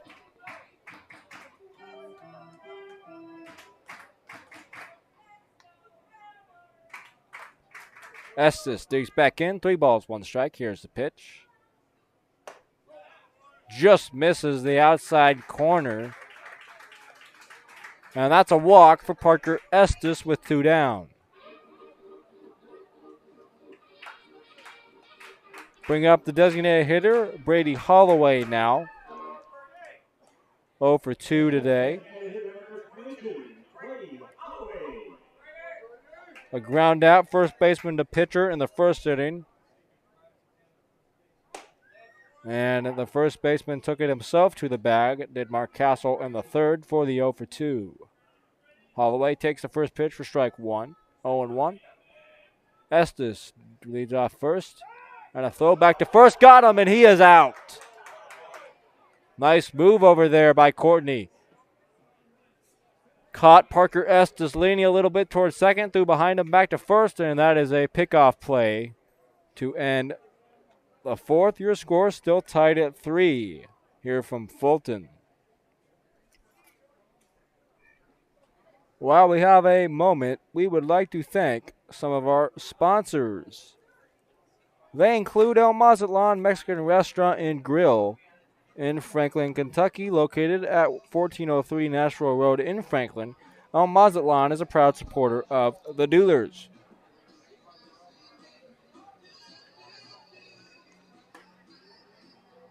Also, we would like to thank Holly J's Bar and Grill in Franklin, Kentucky. You can catch them, or you can find them, at 1326 Nashville Road in Franklin. They're available for dine-in, carry-out, or delivery. We appreciate their continued support of Duelers Baseball. El Potrero Cantina and Grill, located at 270 Trotters Lane in Franklin. El Potrero is a proud supporter of the Duelers. Fairway Independent Mortgage Corporation. If you need mortgage assistance in the Bowling Green area, contact Kellyanne Sanders at 270-421-3157 today. Also, PeakaView Imaging, whether it's 2D, 3D, or 4D ultrasounds. PeakaView is the place to go for your imaging needs. You can find them at 107 Roby Street in Franklin, Kentucky. We appreciate their support of Duelers Baseball. We're ready to begin the top of the 5th inning of play here from Fulton. Tie ball game, 3 runs apiece for both the Railroaders and the Duelers. The 2-hole hitter, Kelvin Reese, digs in to start the inning. First pitch from Sikander, a breaking ball, finds his own, strike 1.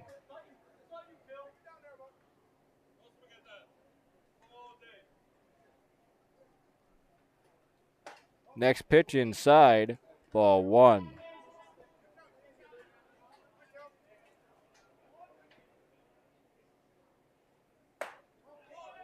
Next pitch is in for ball 2. 2 balls, 1 strike.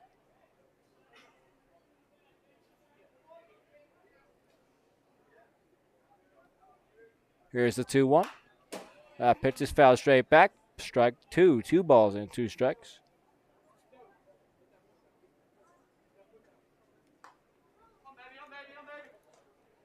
Jake Seconder out there for his 5th inning of work here for the Railroaders. Next pitch is inside. For ball 3. Full count now. 3 balls, 2 strikes to open the top of the 5th.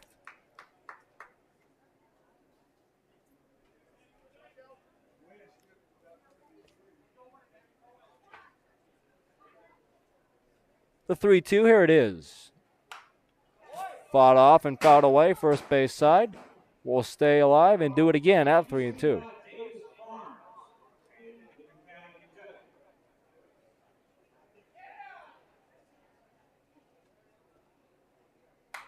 The next 3-2 is fouled straight back. Just missed, did Reese, to foul it straight back.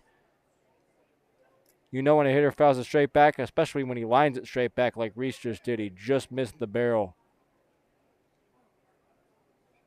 Timeout called by Kelvin. He'll step out. Readjust a couple of things and step back in now. 3 balls and 2 strikes. Here it is. Swung on and missed. Strike 3. Kelvin Reese down swinging to open the 5th.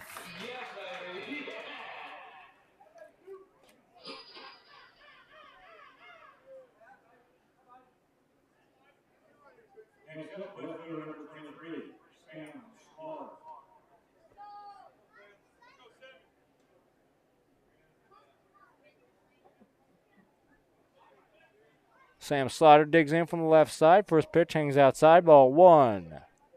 So far on the day for Slaughter. Ground out in the 1st inning. Next pitch is in there for strike 1.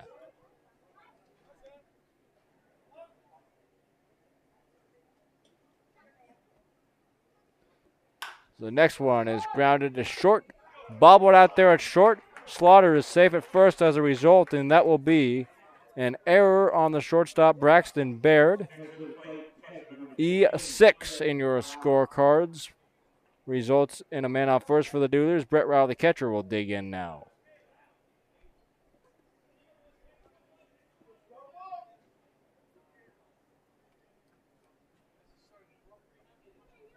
Brett Rowell, the catcher, up now. First pitch. Foul back, strike 1. Good swing there by Brett.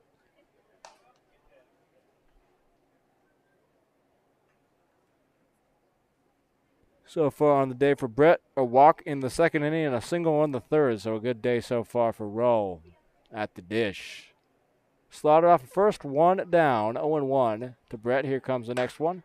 That pitch is popped out of play, 3rd base side.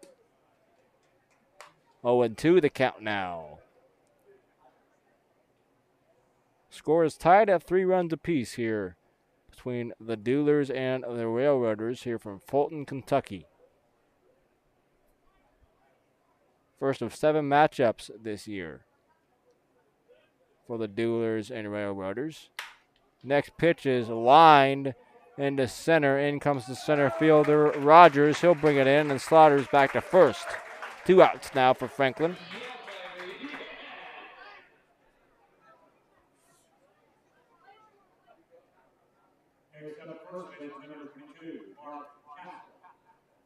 Mark Castle, the first baseman, digs in now from the right side.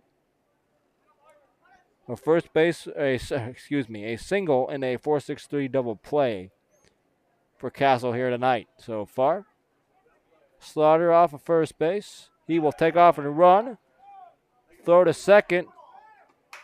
It is not in time. Slaughter slides in there safely. The big stolen base. Now Castle gets a chance to drive him in with a runner in scoring position in 2 down. 0-1 the count. As the first pitch to Castle that was thrown down to second was called a strike. Castle awaits the 0-1 with Slaughter off second now. Here it comes. Hangs outside, ball 1. Evens the count, 1 ball, 1 strike.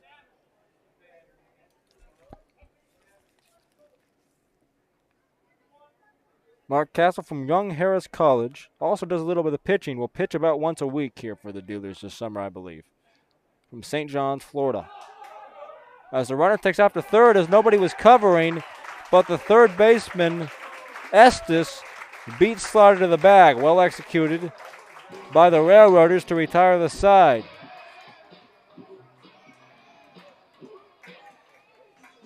At the end of 4.5, score tied, or still tied at 3-3.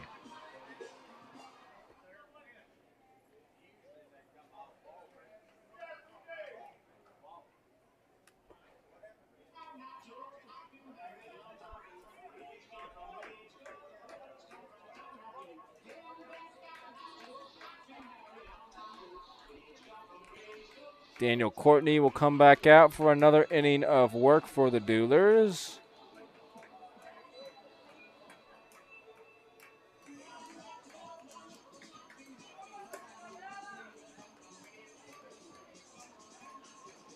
It's a good ball game here from Fulton, tied at 3 runs apiece.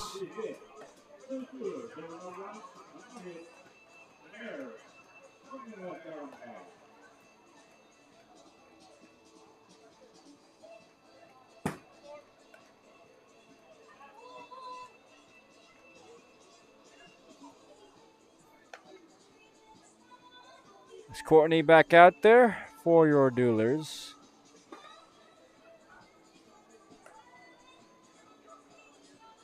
As totals so far, 3 runs, 5 hits, no errors for Franklin. 3 runs, 3 hits, 1 error for the Railroaders of Fulton here at Lojas Field.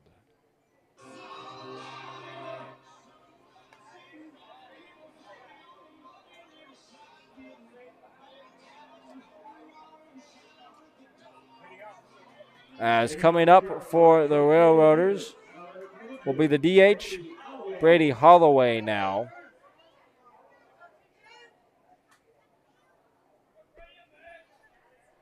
As the first pitch from Courtney is in their outside corner for strike 1.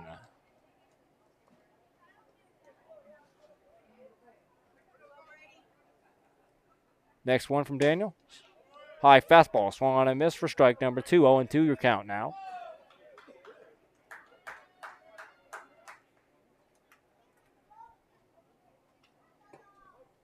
Next one low for ball 1, 1-2. Daniel Courtney working pretty quick here these last couple of innings. He's filled up the strike zone a lot more than he did when he first came in, which definitely helps that. As the next one, a beautiful breaking ball is broken off, and it finds the zone for strike 3 looking. Nice pitch right there by Courtney to set down hitter number 1 in the 5th.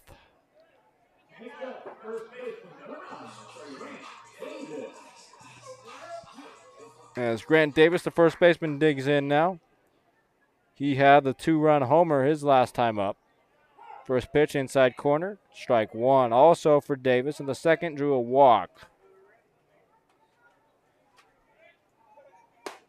Next one is off the plate for ball 1. 1-1 the count.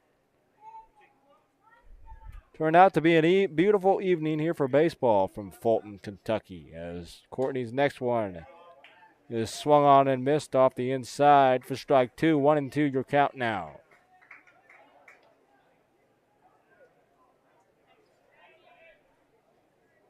Here's the 1-2. Pitch hangs a little bit low and away for ball number 2. 2 balls, 2 strikes.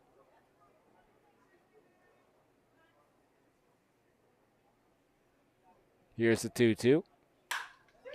That pitch is smashed. And does that clear the wall too? It sure does. That's 2 homers for Davis on the day. And this one gives the Railroaders the lead. You probably couldn't hear those last few words out of my mouth because of the train horn that has been blowing off by my left ear.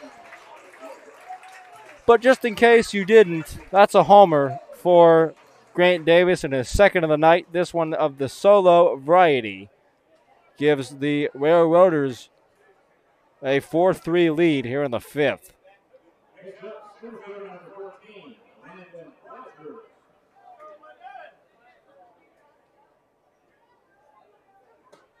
First pitch in there for strike one to Landon Rogers, the center fielder. A walk and a hit by pitch to his name so far tonight. Next one coming in there on the bottom part of the zone, strike two. Good to see the homer. It hasn't really phased Courtney. He's still working just as fast as he did before. Next pitch, a breaking ball, hangs just a bit low for ball one.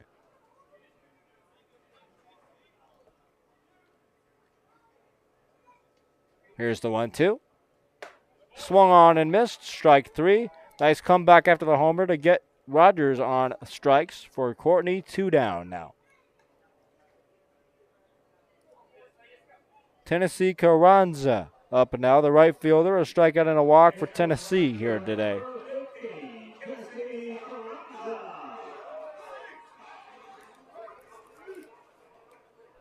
That's Carranza from the University of Montevallo, Brawley, California. First pitch fought off and fouled away, strike one.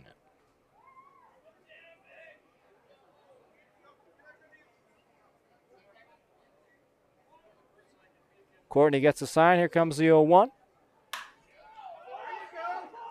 That one is popped up to right field, and that will be Jonathan Evans to bring it down. To retire the side, but not before the second homer on the day for Grant Davis gives the Railroaders a lead after 5 complete. Fulton 4, Franklin Duelers 3. And we'll be right back for the 6th inning of play. Stay with us on the Duelers Baseball Network.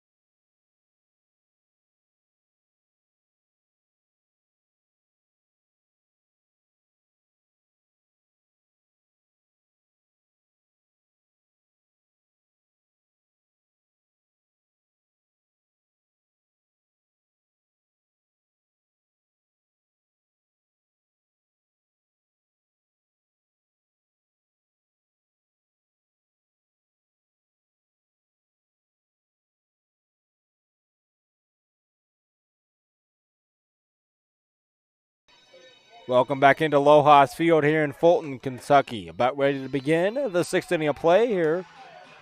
Railroaders lead the Duelers 4-3. Again, my name is Sam Reeves. Thank you for joining us here to support the Duelers tonight. We have a new pitcher for Fulton here. As the new hurler out there for the Railroaders will be wearing number 18. That is Will Buck from Northwoods University, born and raised in Rochester, Michigan.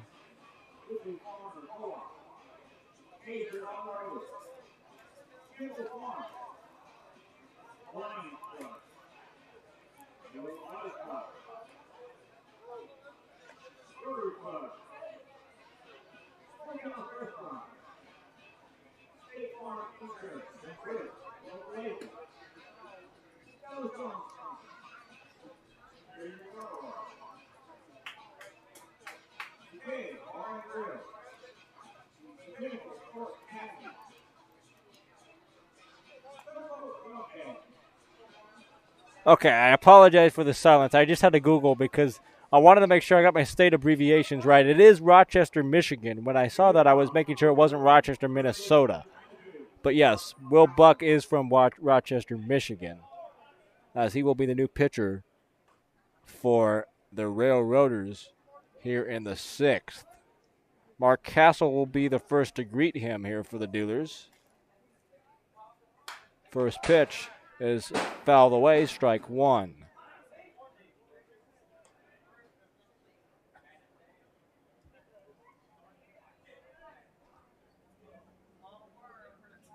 Castle digging in here with a single and a double play to his name this evening so far. Third at bat for Mark today. Here's the pitch. A little bit high, ball one. 1-1 your count.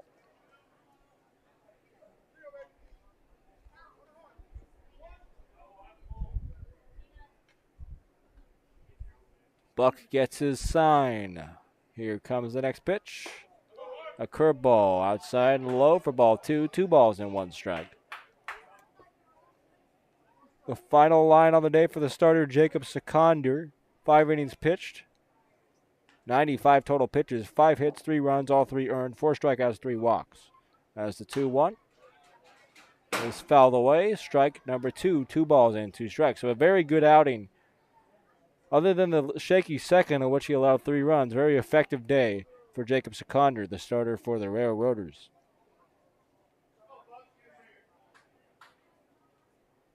As it's 2-2 to Castle. Here comes the pitch. Breaking ball was weighted on and fouled away. Staying alive is Castle. 2 balls, 2 strikes.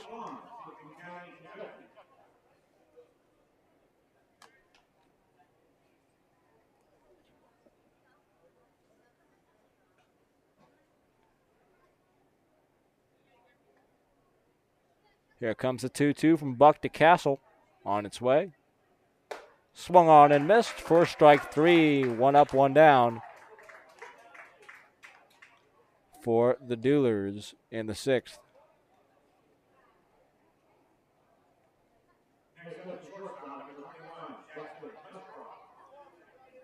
Jackson Musrock, the shortstop, will dig in now for the Duelers.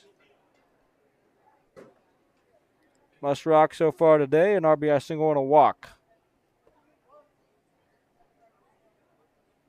First pitch to Jackson is taken for strike 1.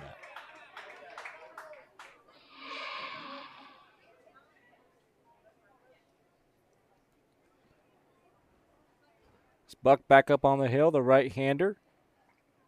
Gets his sign from catcher Matt Meyer. Here comes the 0-1. Catches the top part of the zone for strike 2.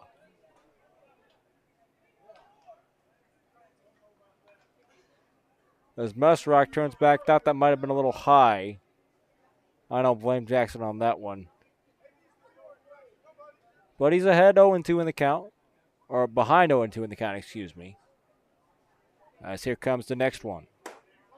Off the outside corner, ball 1.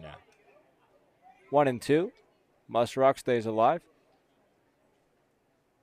Nobody on, 1 down for the Duelers. Top of the 6th inning, trailing by a run now, 4-3. Fulton in front. Here's the 1-2. Low into the dirt, good shake by Musrock. 2 balls, 2 strikes. For the Duelers, the base coaches, the head coach and manager of the Duelers, Kyle Schexnader, is the third base coach. The first base coach is assistant coach and hitting coach, Wilhelm Allen.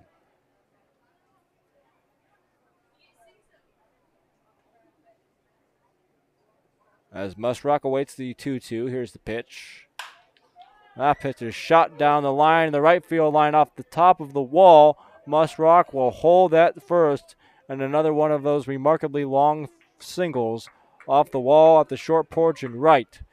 But the Duelers have a base runner on now with 1 down, men on first and 1 down. For the third baseman, Matthew Jenkinson. Jenkinson so far today, an RBI double and a fly out to left for Matt.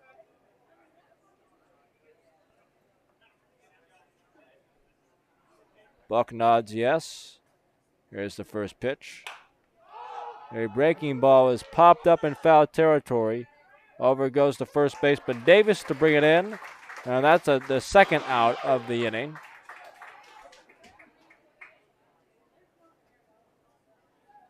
Two down now. Musrock still on first. And Jonathan Evans, the right fielder for the Duelers, digs in now.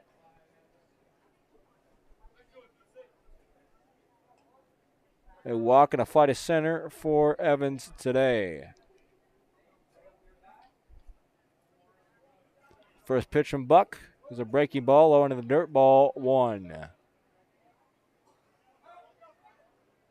Railroaders 4, Duelers 3 here from Fulton. Top of the 6th inning of play.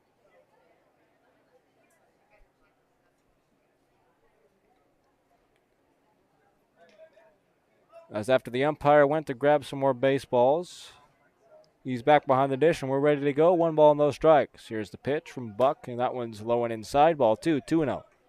The Duelers starter, Isidro Jimenez, in his first work of the summer season, went 2 2/3 innings, 3 hits allowed, 3 runs, all 3 of them earned, 2 walks and 5 strikeouts for Izzy. As the next pitch is in there for strike 2. Good job to frame that one by Matthew Meyer off the black.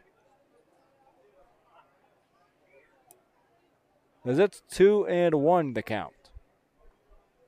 Evans, the left-handed hitter, digs back in. Here's the next pitch. A breaking ball is high, 3 balls and 1 strike.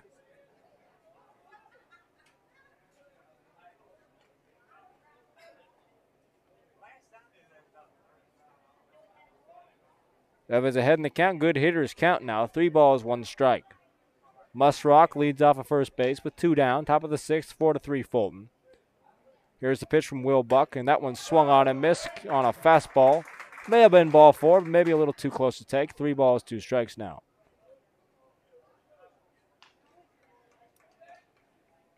Full count, 3-2. 2 outs here in the 6th.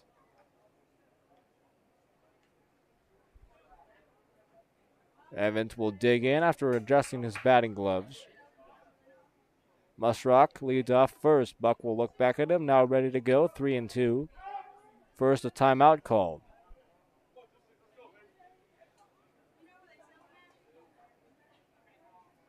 Evans digs back in once more. Awaits the 3-2 from Buck. And here it comes. Outside for ball 4. Musrock was running on the pitch because either way, a strikeout end of the inning, a walk, he's on second nonetheless, or anyways. And a walk puts him at first and second now for the DH, Jackson Norris. Chance to drive in at the tying run and maybe even the go-ahead run if he can put one in the gap on the left side of in left center. It's probably 2 runs for the Duelers. First pitch to Norris is high and away, ball 1 so far for the DH Norris tonight.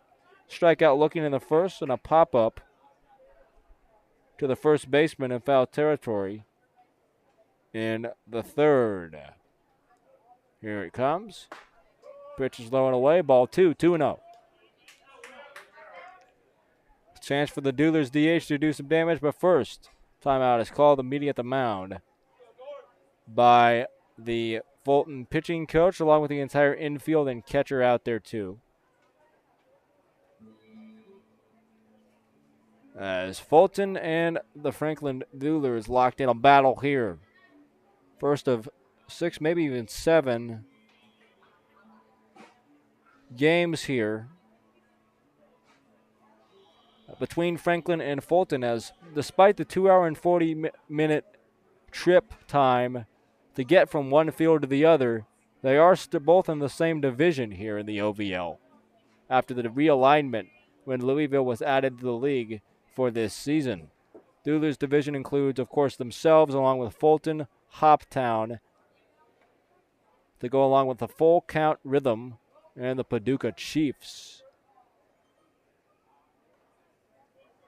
As the 2-0 pitch from Buck, here it comes. Big swing, no contact. Throw back behind the runner at second is not in time. Musrock got back with a head-first dive just in time before the throw behind him. Pitch was a strike, though. 2 balls, 1 strike now to Norris.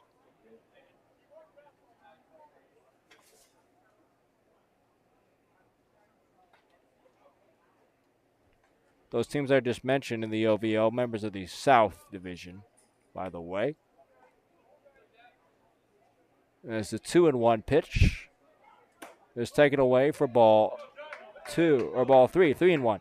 In the north, you have the Muhlenberg County Stallions, the Henderson Flash, the Louisville Jockeys, the Du Bois County Bombers, along with the Madisonville Miners. As the 3-1 is inside, 4-4, and the bases will be loaded now for the Duelers with 2 down.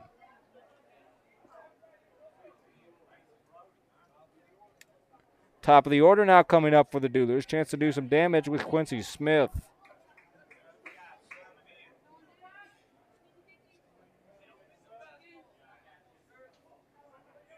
Although first we have a pinch hitter for the Duelers. I believe Evan Kirk coming up now to pinch hit for Smith, and he will.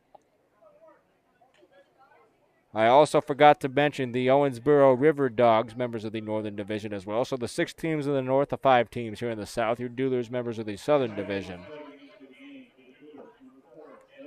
As Evan Kirk, the catcher slash infielder, will dig in, right-handed hitter with the bases loaded and 2 outs. A big at-bat here for the Duelers. First pitch, low into the dirt, gets back behind the catcher, and the tying run comes home easily. Both runners also will advance, and the Duelers tie it up 4-4. It's a big wild pitch from Will Buck. Got past Matt Meyer, the catcher, and it's 4-4 now. Chance for Evan Kirk to still do some damage. Drive in maybe 2 runs here with a base hit.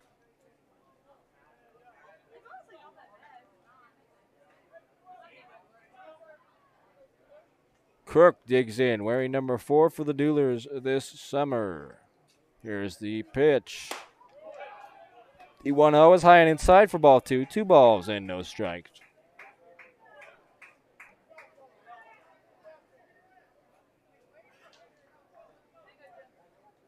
Evan Kirk from the University of Montevallo.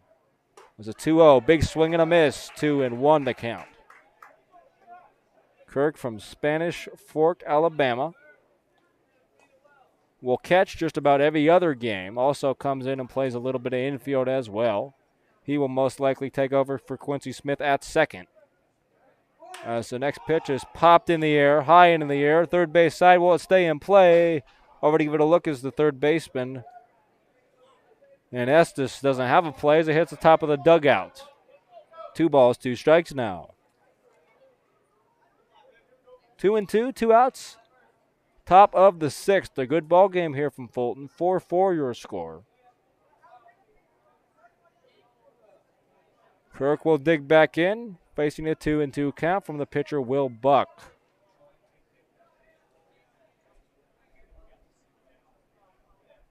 Here comes the pitch. And that one is grounded past the diving shortstop and into left. 1 run scores. Here comes the second. The throw to the plate will be close. And he is out at the plate. The Duelers will take the lead 5-4, but a good throw from the left fielder, Anderson. Cuts down the second runner at the plate. You like the aggressive send by Schexnader, the third base coach and manager for the Duelers. Especially already now having a 5-4 lead, and a nice piece of hitting there by Evan Kirk gives Franklin that lead, 5-4.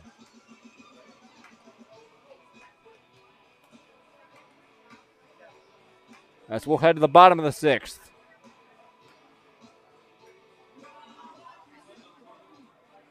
As Schexnader having a conversation with the home plate umpire about something.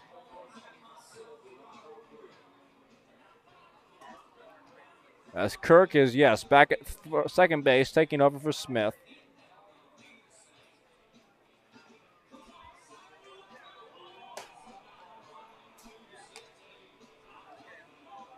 As Courtney's back out there for another inning of work on the mound for Daniel.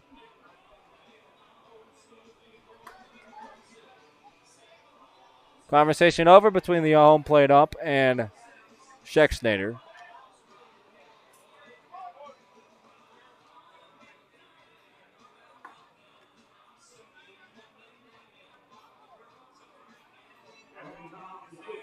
As we're about ready to begin the bottom of the 6th.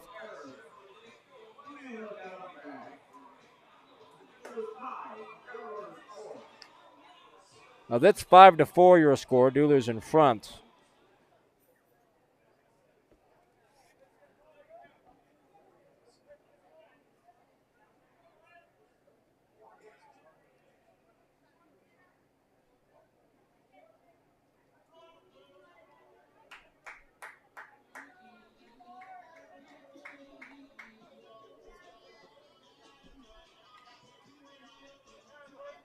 As now digging in to start the bottom of the 6th for the Railroaders. First, a meeting between the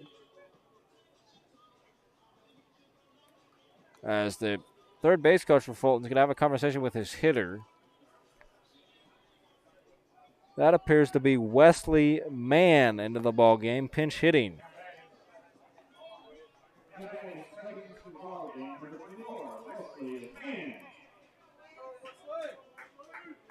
As Mann appears to be pinch hitting for Matthew Meyer, if my scorecard is correct.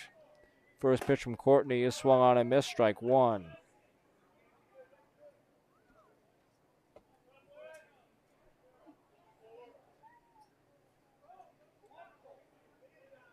Next one from Courtney. Outside, ball one.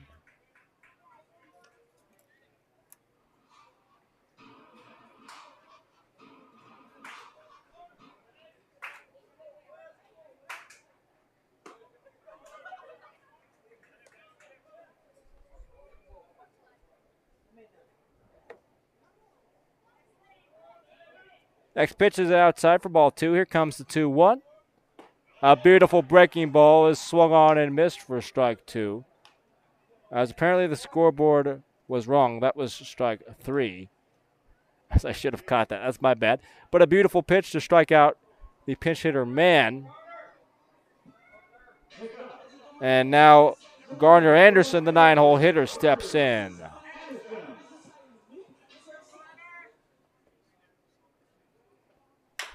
First pitch is popped. Grabbed in the air by Courtney. Throw over to first. Nice job to field your position effectively by Daniel right there. Anything but routine for pitchers a lot of the time. Nice job there by Courtney. 2 down now.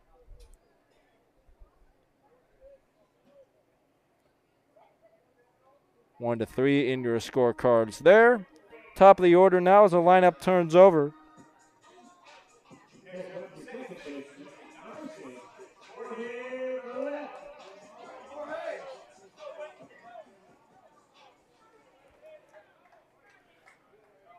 Jorge Valette, first pitch is driven to center. Over goes the center fielder, Reese, and he can't get it. The ball goes all the way to the wall. Valette will fly around second and pull up.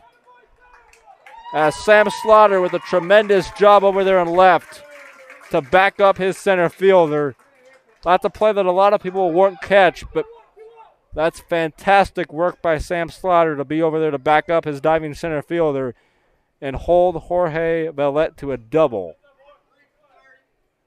Very nice work down there.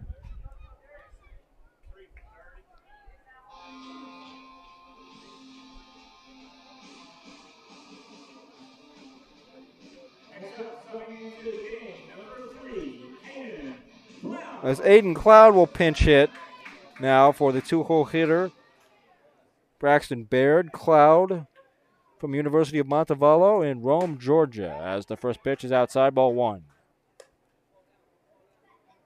Cloud will most likely stay in there at shortstop.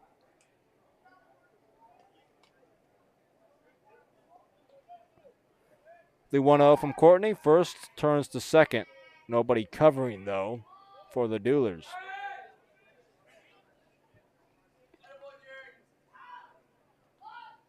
Next pitch fouled straight back. 1-1 your count to Aiden Cloud, the pinch hitter. Pinch hitting for Braxton Baird here.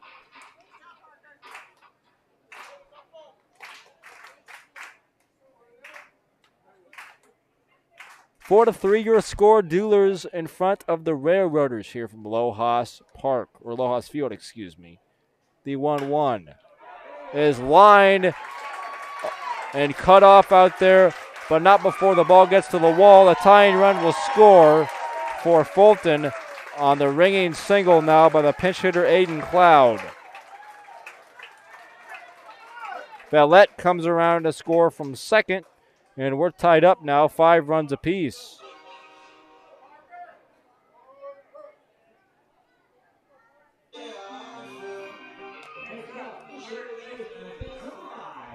Parker Estes will dig in. A strikeout, a hit by a pitch, and a walk for Parker today.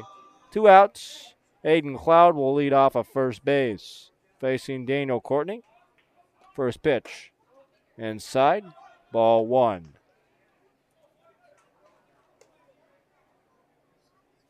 The Duelers and the Railroaders have been two of the better teams in the OVL so far. Still, of course, very, very early on, but they've been two teams that have put together a string of a few wins so far early. They're playing the tight ball game here tonight. Next pitch, big swing, no contact, 1-1. The Duelers came into today 2 wins, 1 loss. The Railroaders 3 wins, 1 loss. A 40-game OVL regular season plus playoffs following that. Throw over to first. Cloud dives back in safely. As a chorus of back rings back from the stands. Just in case Cloud didn't know what he was doing. A reminder to dive back into first on the throw. You gotta love the enthusiasm for these Fulton fans. Oh, but a throw behind him over to second to cut him down, and Cloud is toast at second base. Good job by Courtney to go out there and get him as Cloud took off to go to second. Courtney threw behind him to first and then over to Musrock covering the bag to cut down Cloud trying to take second.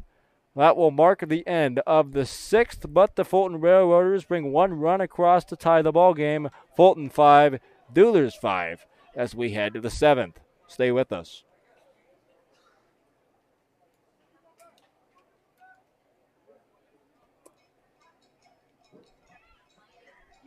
While we have a moment, we would like to thank some of our sponsors. Sponsors include PeakaView Imaging. Whether it's 2D, 3D, or 4D ultrasounds, PeakaView is the place to go for your imaging needs. You can find them at 107 Roby Street in Franklin, Kentucky. We appreciate their support of Duelers Baseball. Also, Sure Stay Hotel, Bowling Green North. Located at 700 Interstate Drive in Bowling Green, Kentucky, Sure Stay by Best Western is the official hotel of the Duelers. If you're coming to town, be sure to check them out. Wildfire Barbecue. Check them out at 105 State Street in Franklin, Kentucky. Available for dine-in or carry-out. Wildfire has been serving delicious barbecue in the region for over 20 years. Wildfire is the official barbecue of the Franklin Duelers. Also, Woody's Glove Repair, located in Franklin, Kentucky. Woody's brings old baseball gloves back to life and gives new ones a custom look. Offering relacing, repair, and break-in services. Take your glove to the next level with Woody's Glove Repair. Ready to begin the 7th in this tight ball game here from Fulton. 5-5 your score. The Duelers will come up to lead off the inning with a pinch hitter. Coming up for your Duelers will be Rashad Robinson from the University of Memphis. It looks like Rashad will be pinch hitting here top of the 7th. Looks like he'll be taking the spot of Kelvin Reese to begin the inning.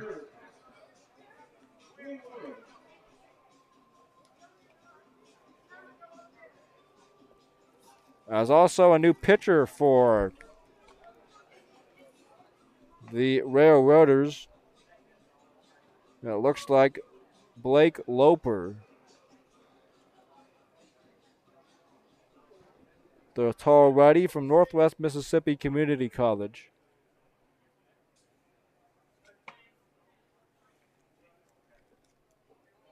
There's Blake Loper, the new pitcher now.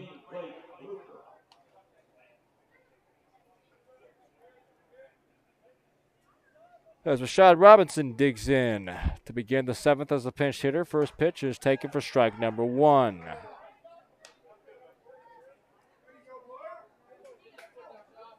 Shot from the University of Memphis, as I mentioned.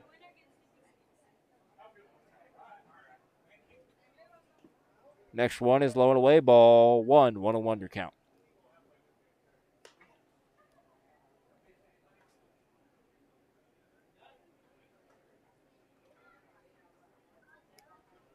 One and one. Looper. Next pitch coming to Robinson. Here it is. That pitch is shot on the ground to short. Brought in. And the toss over to first by the newly entered shortstop. That is Cloud for out number 1.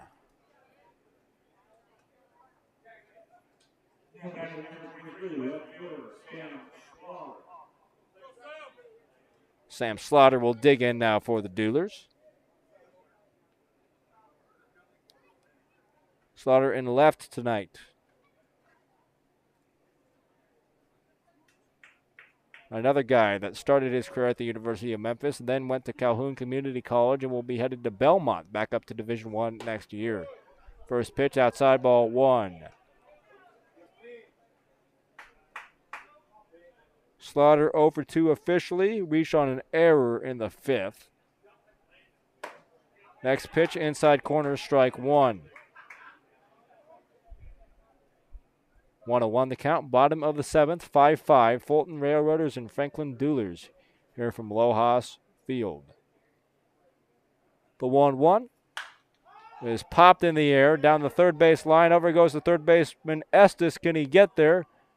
Tries to make a basket catch on the run. Cannot do so. The ball falls untouched. It's now 1-2 to Slaughter. I mentioned this earlier, but I'll mention it again. There's a lot of foul territory in this ballpark, especially down that third base line.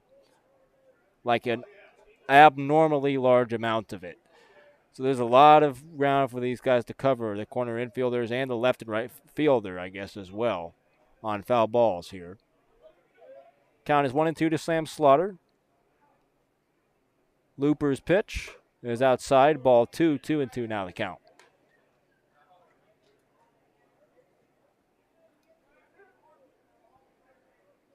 Slaughter open stands at the plate, awaits the 2-2.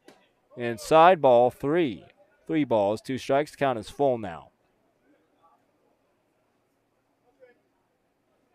1 out, nobody on, top of the 7th. Duelers at the plate here. Here's the 3-2. That pitch is lined to left center and deep. And it gets up to the wall and off the wall. Slaughter will coast into second with a stand-up double for the Duelers. That ball was hit very hard by Slaughter on a line and off the tall wall there in left center.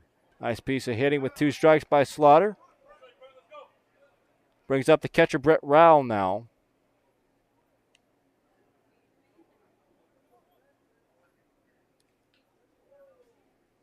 Slaughter will take off his shin guard, toss it over toward the dugout. Now retake a spot at second. Rowell will dig in. Left-handed hitter is Brett.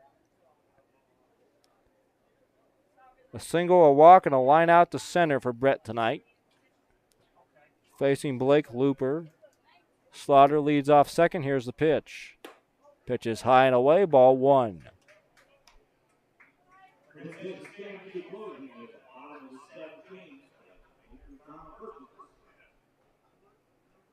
As Rowell digs in, the catcher for the Duelers this evening. Awaits the 1-0 with Slaughter off second. Here it comes. Big swing and a miss by Brett. 1-1 now. Duelers looking for 1 hit here to possibly take the lead on a knock for Franklin. 1 down, Slaughter on second base for the Duelers here in the top of the 7th. Looper gets his sign. First time before the pitch can be thrown. Called for and granted by the home plate umpire as Rowell called for time there. Steps out of the batter's box, now back in. Ready for play. Here's the 1-1. Pitches inside, turns Rowell away as it's 2-1.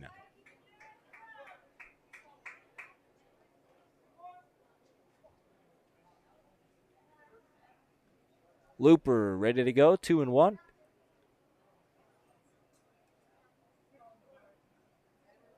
Here's the next pitch. It's the bottom of the zone, strike number 2. 2-2, count even now, 1 out. Slaughter on second for the Duelers. Brett Rowell at the plate.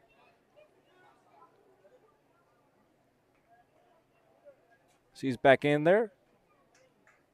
Now time is called for as Looper wants the signs to be ran through again. And now we're ready, 2-2. Here's the pitch. Swung on and missed, strike 3. Brett Rowell goes down swinging for a big out number 2. And they're now 2 down for the Duelers.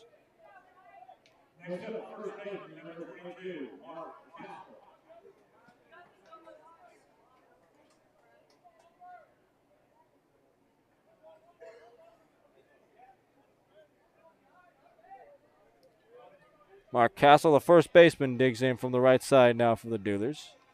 2 outs. Man on second. Looper looks back at second. Still looking. A long hold and a time is granted. Called for at the plate.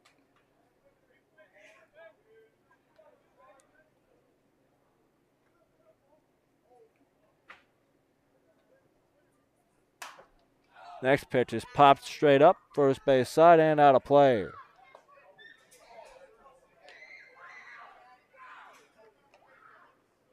As the count now 0-1. Now to Mark Castle, the first baseman for the Duelers today. A single, a 4-6-3 double play, and a strikeout for Mark this evening. 0-1 the count. Sam Slaughter on second base for the Duelers. 5-5, 2 outs here, top 7. Looper looks back. Here comes the 0-1. Runner goes to third. Slaughter slides in. He is safe. And will take third base on the stolen base. Now in position to score, maybe on a block or a possible wild pitch. After the stolen base. Count is now 1-1 as the pitch was a ball to Castle. He's back in the box. The right-handed hitter awaits the 1-1. Here it comes. Pitch is high and away for ball 2. 2-1 now the count.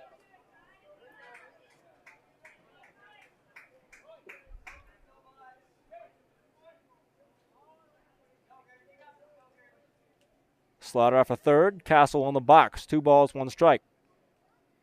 Here comes Looper's pitch. Low and away. Ball 3. 3-1 now. Good hitters count now for Mark Castle. Castle from Young Harris College in St. John's, Florida. Has a 3-1 hitters count here. Here comes Looper's next pitch. Waited on a breaking ball and fouled it off. The count is full now. 3 balls and 2 strikes. Castle at Young Harris this past season hit .335 and 188 at-bats, 63 hits, 6 doubles, and 6 homers. Count is full. Here comes the 3-2 from Looper with Slaughter on third for the Duelers. Here it is. And it's a dribbler to short. Shortstop will bring it in. Throw it to first in time. And that will end the top of the 7th. Looper works around the double by Slaughter. And after 6.5, the score is still tied at 5 runs apiece. We'll be back with the bottom half after this. Stay with us.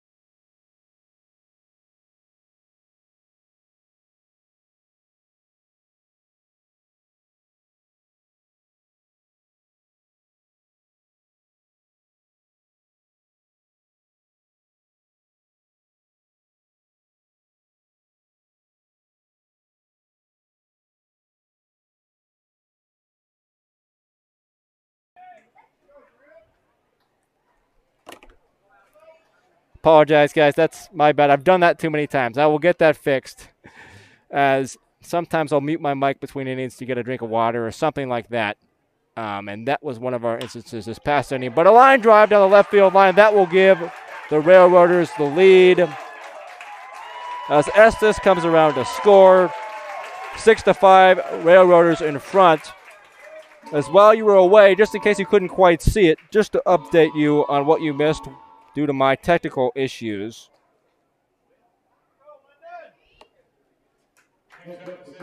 Another RBI for Grant Davis, who has 2 homers and an RBI single here today. He's been the hero so far for the Railroaders in this tight ball game. Before that, against Trey and Dorsett, though, a walk, a stolen base, and then the RBI by Grant Davis. Landon Rogers, next hitter into the plate for the Railroaders, swings and misses at the first pitch, 0-1.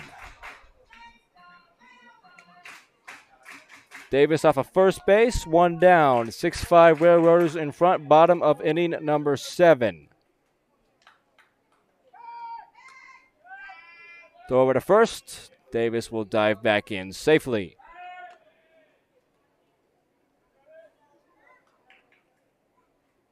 Trey Dorsett on the mound, your new pitcher for your Duelers, just in case you didn't catch that. Probably not, because I was muted. My bad. Once again, I apologize. As Dorsett on the hill. Throw back behind the runner at first is not in time. That was close.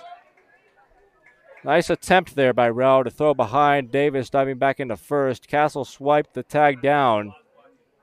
Not quite in time, though. As that pitch was a ball, 1 ball and 1 strike.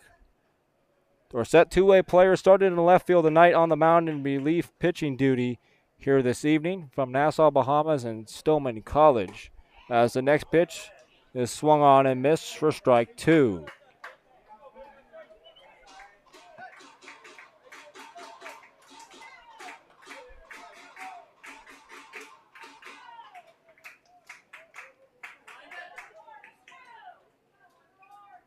One ball, 2 strikes. Dorsett ahead in the count on Landon Rogers.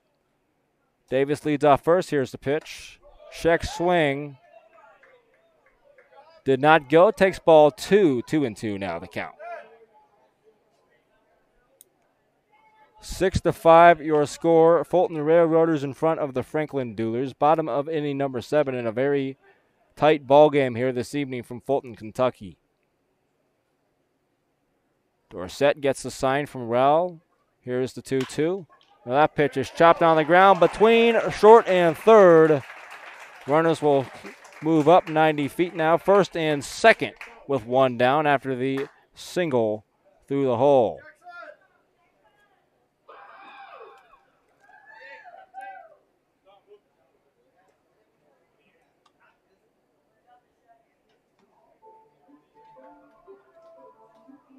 That's meeting at the mound between pitching coach Jacob Snyder and Trey Dorsett. That will also come to catcher Brett Rowell.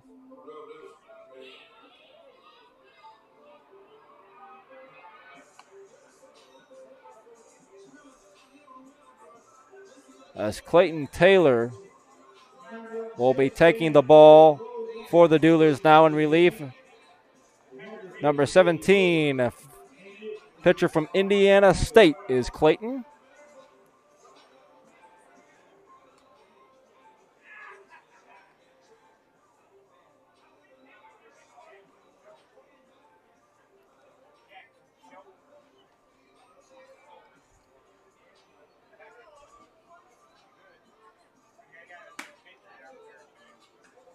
So far on the year, pitching in his 1 appearance, 3 innings pitched, 1 hit, 1 run that was earned.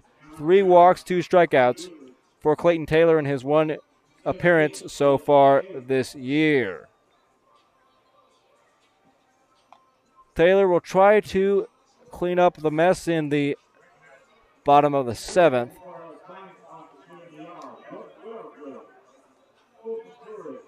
That's Taylor from Indiana State. Wears number 17 here for the Duelers this summer. First batter he will face will be Tennessee Carranza, the right fielder.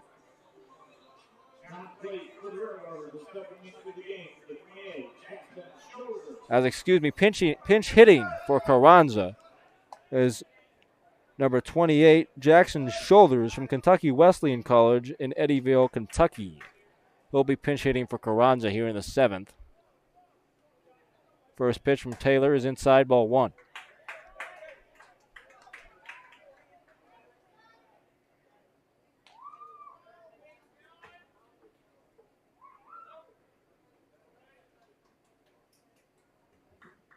The 1-0 from Taylor, here it is, inside, ball number 2.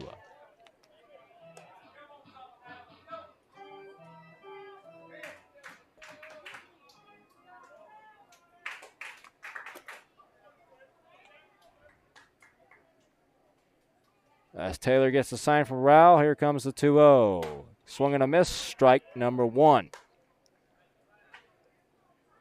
So far on the summer season, for Shoulders, 3 at-bats and no hits so far. As the next pitch is inside for ball 3. Just missed the inside corner. Shoulders also a relief pitcher, so plays both ways it appears for the Railroaders. Ahead in the count now is Shoulders. 3 balls, 1 strike. Here's the pitch. Outside corner, hits it, paints the corner, does Clayton Taylor. 3 balls and 2 strikes.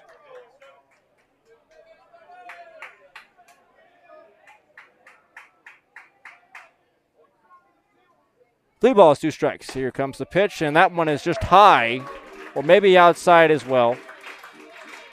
A walk for Clayton Taylor to start his outing, and the bases are now loaded with only 1 out for the Railroaders. Already ahead 6-5 after the 1 run already scored this half inning. Bases loaded, 1 down now, and up to the plate will be Wesley Mann, the catcher. First pitch, inside, ball 1. Mann came in to pinch hit for the starting catcher, Matthew Meyer, in the 6th and struck out an inning ago. Up now for his second at-bat of the night. Ahead in the count, 1 ball, no strikes. Here's the pitch from Taylor. That pitch is chopped. Shortstop bust rock to first, 1. Back to first, not in time. And a run will score on the out at second base. So it is now 7-5 Railroaders in front. The play goes 6-4 on the ground out. Musrock to Kirk.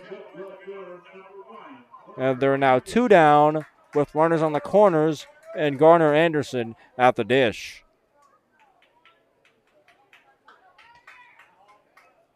Anderson so far a strikeout in the second, was out. Second baseman unassisted in the second. And was retired pitcher to first in the 6th. So 0 for 3 for Anderson this evening so far. First pitch, strike 1 from Taylor. Here comes the next one.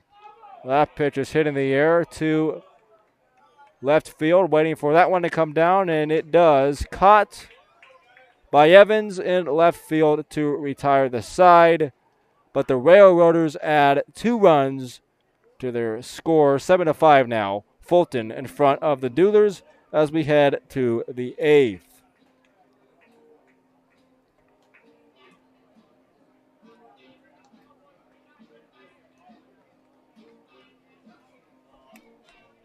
While we have a minute, we would like to thank some of our Duelers sponsors. They include Kundo Flooring and Installation for all your flooring, tile, and backsplash needs. Kundo Flooring is the right choice. Contact Phil Kundle at 931-561-8607 for more information today. El Mazatlan Restaurant and Grill, located at 1403 Nashville Road in Franklin, Kentucky. El Mazatlan is a proud supporter of the Duelers.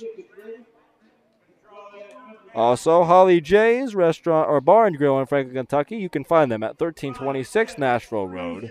Holly J's is available for dine-in, carry-out, or delivery. We appreciate their continued support of Duelers Baseball.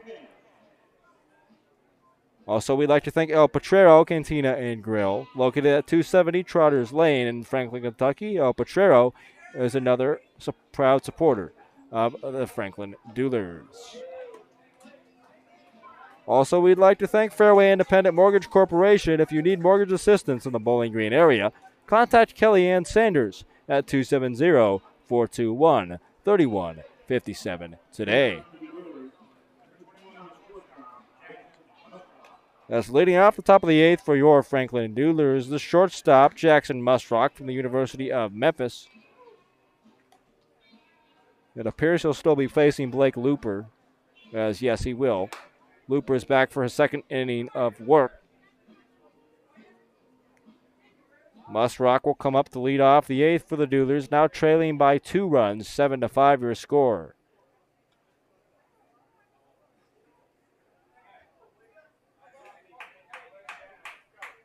Musrock will dig in, the right-handed hitter. RBI single in the first, a walk in the second, and another single in the 6th for Jackson. First pitch. Hits the inside corner, strike number 1.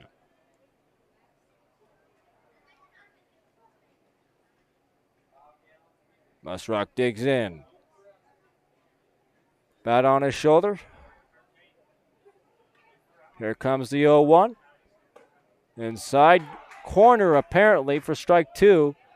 Musrock thought the first pitch was inside. That pitch looked even a little further inside, but they're both called strike 1 and strike 2 respectively. 0-2 the count now. Here comes the next one. That pitch is shot up the middle. Brought in by the shortstop. Throw over to first in time. Cloud fires over to Davis for out number 1. Nice play charging in on that ground ball by the shortstop, Cloud. As Jenkinson steps up for the Duelers now. Jenkinson played last season at Roane State Community College. Will now be attending Lincoln Memorial. As the first pitch was inside, ball 1.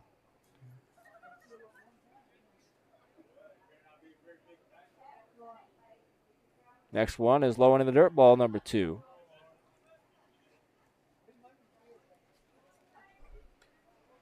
Jenkinson on the day so far for the Duelers.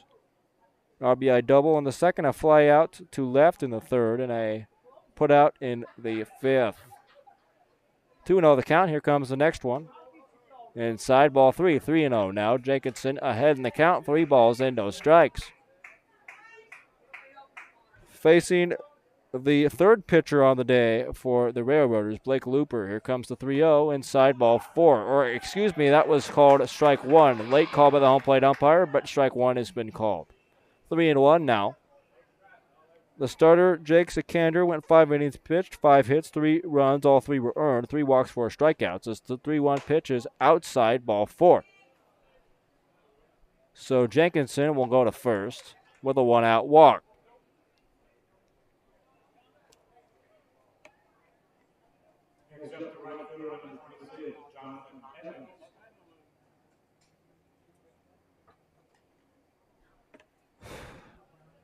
Jonathan Evans will step up, but first a meeting at the mound between the entire infield of Fulton, one of their coaches. And they will take the ball from Blake Looper, I believe. We'll find out here in a second, although he still has it. He may stay in this ball game. No, it does not appear as though he will. Yes, we have a new pitcher for Fulton with 1 on and 1 down. After the walk to Jenkinson.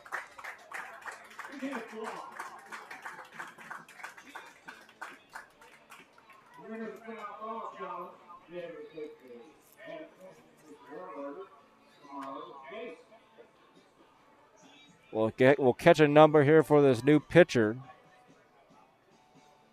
and tell you about him in a second.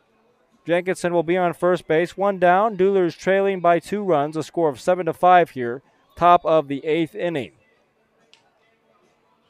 The Duelers got 3 runs in the second and 2 runs in the 6th for their 5 total. The Railroaders with 3 in the 3rd to go along with another single tally in the 5th and 6th and 2 in the 7th for their 7 runs. The new pitcher for the Railroaders is Sam Cooper from Volunteer State Community College, the lefty, born and raised in Franklin, Tennessee.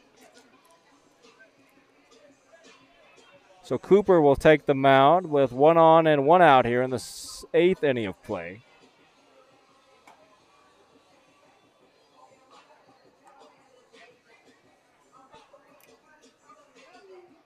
Jenkinson will be on first when play resumes, and at the plate for the Duelers should be Jonathan Evans. Now Evans in left field after some defensive changes a few innings ago by head coach and manager Kyle Schexnader.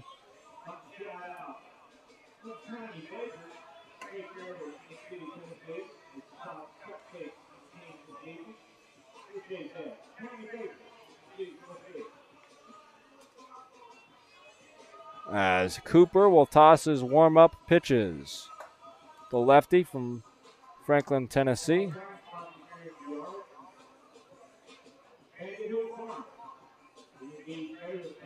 As Evans will be the first to greet him with Jenkinson off first.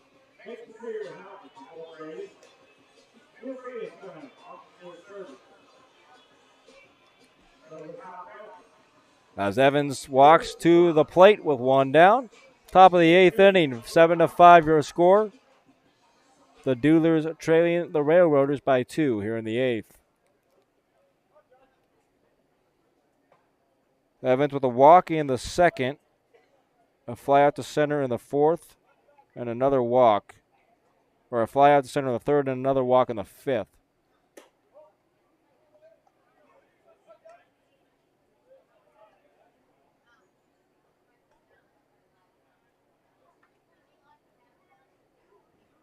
As Evans takes the first pitch for ball 1, 1-0 the count.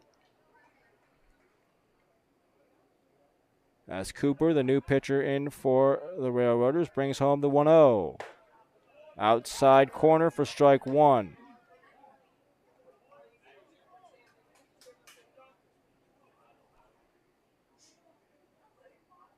Count evens, 1 ball and 1 strike with 1 out. Matthew Jenkinson off of first.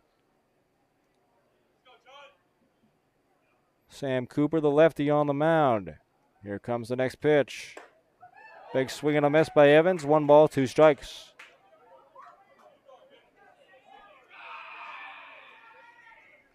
The on-deck hitter for the Duelers, I believe, is Jackson Norris.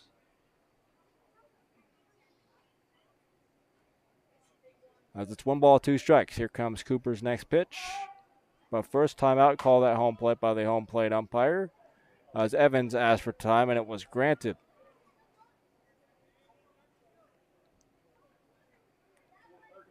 He will dig back into the box. The left-handed hitter on the lefty-lefty matchup here. Here comes the 1-2. Inside corner, strike 3 called, and that's a strikeout for Cooper of Jonathan Evans, and 2 outs now.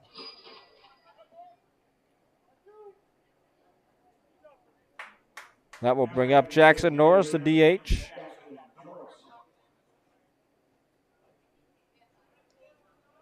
Another lefty to face the left-handed hurler Sam Cooper. As Norris, the DH, awaits the first pitch. Fouled straight back, 0-1. On the day for Norris, a strikeout in the 2nd looking. To go along with a pop out to the first baseman in the 4th and a walk in the 6th. Count is 0-1. Cooper's next one is on its way. Outside for ball 1.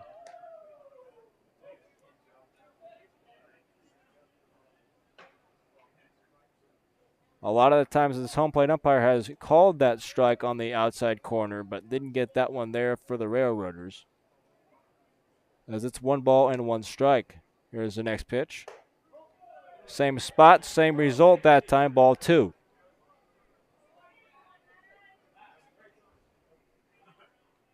Two balls and 1 strike. Matthew Jenkinson still on first base after he walked 2 batters ago. Here comes the 2-1. That one hits the outside corner for strike 2.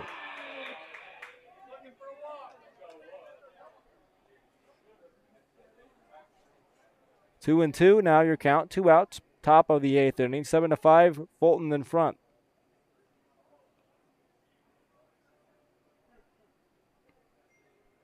As the next one is swung on and missed for strike 3. Cooper comes in and retires the top of the 8th after 7.5. Fulton in front of the Franklin Duelers, 7-5. Your score. We'll be right back. Stay with us.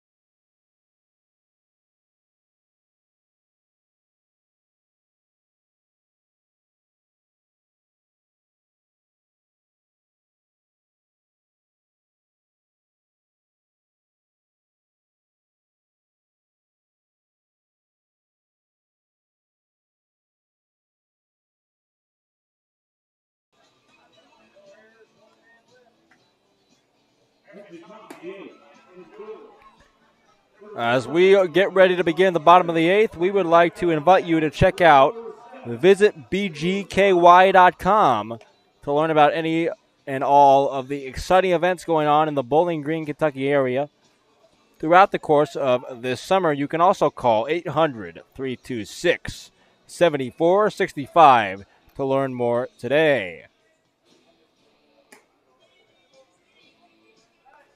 Some of those events, just a few of which are listed on the screen now for your chance to check them out here. As we're about ready to begin the bottom of the 8th inning. Fulton 7, Franklin Duelers 5. Clayton Taylor back to the mound for another inning of work out there.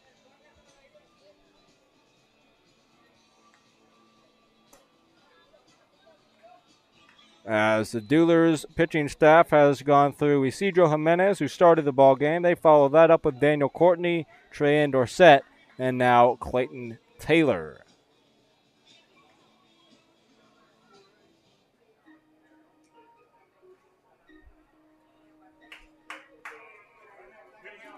As to lead off this bottom of the 8th will be the leadoff hitter, Jorge Valette,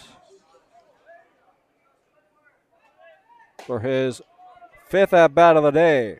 A strikeout, 2 strikeouts in fact, to go along with 2 doubles. So 2 for 4 for Valette on the day. The first pitch from Taylor is strike 1. Here comes the next one. Swing and a miss, strike 2 from Clayton.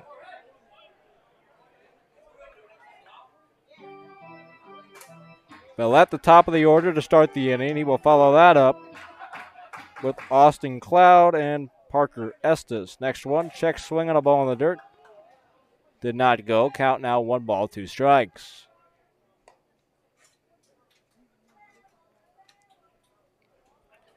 Mentioned the Duelers pitchers just a moment ago. For the Railroaders, they started with Jake Sikander, then went to Will Buck, Blake Looper, and now Sam Cooper. So Looper to Cooper for the Railroaders. As the next one, low and away, ball 2, count even, 2 balls, 2 strikes here to lead off the bottom of inning number 8.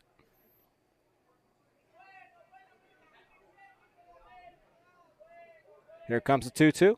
Low end in the dirt, ball 3. Count goes from 0-2 to 3-2 to Jorge Valette, the leadoff hitter and second baseman for the Fulton Railroaders. Again, the Duelers coming into this game with a 2-1 record. Fulton 3 wins and 1 loss. Here's the 3-2. Inside, and it hits Valette. He will head to first base on the leadoff hit by pitch. Man on first, nobody down for the 2-hole hitter, Austin Cloud.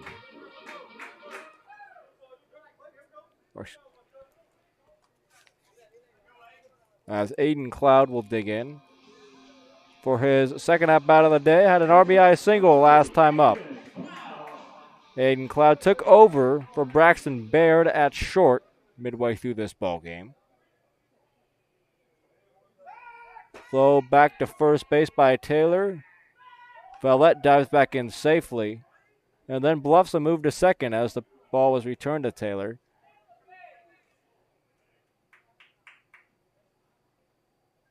As the first pitch is fouled off toward the dugout in the third base side where Fulton is residing. Looks like everybody's okay in there, though. That's good to see. That pitch was hit hard right at him in the dugout. 0-1 the count now.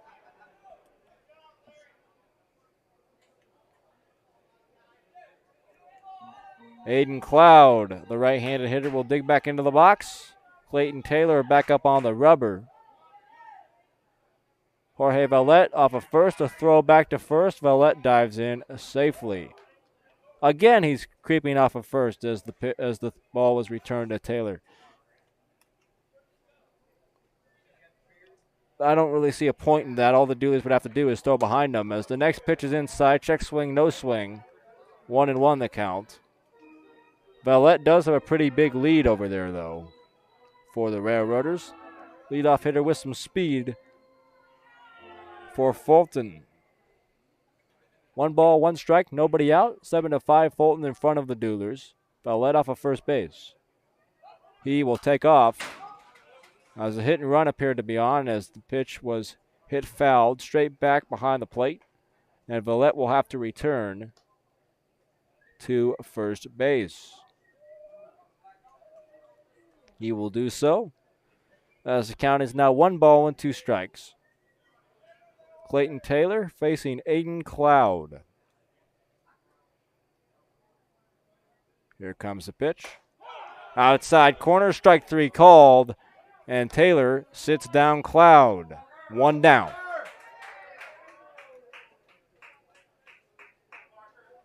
Parker Estes, the 3-hole hitter, up to the dish now.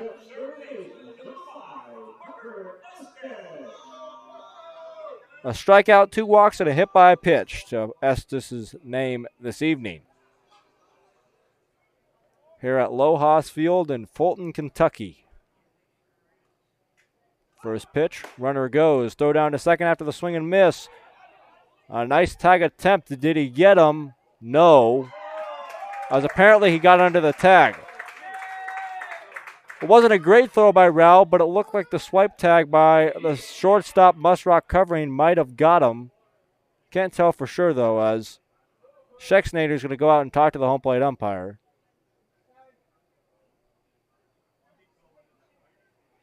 As the umpire kind of nudges Schexnayder away, and Kyle will head back to the dugout.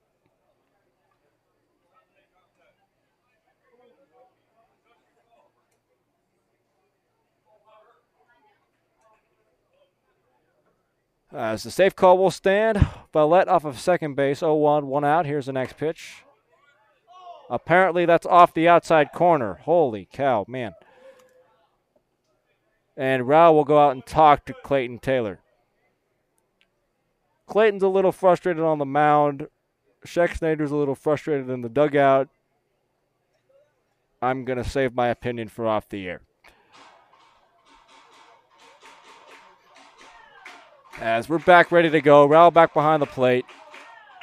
Parker Estes digging in, right-handed hitter, 1-1, 1 out as the next pitch hits the top of the zone. Strike 2, 1-2 the count.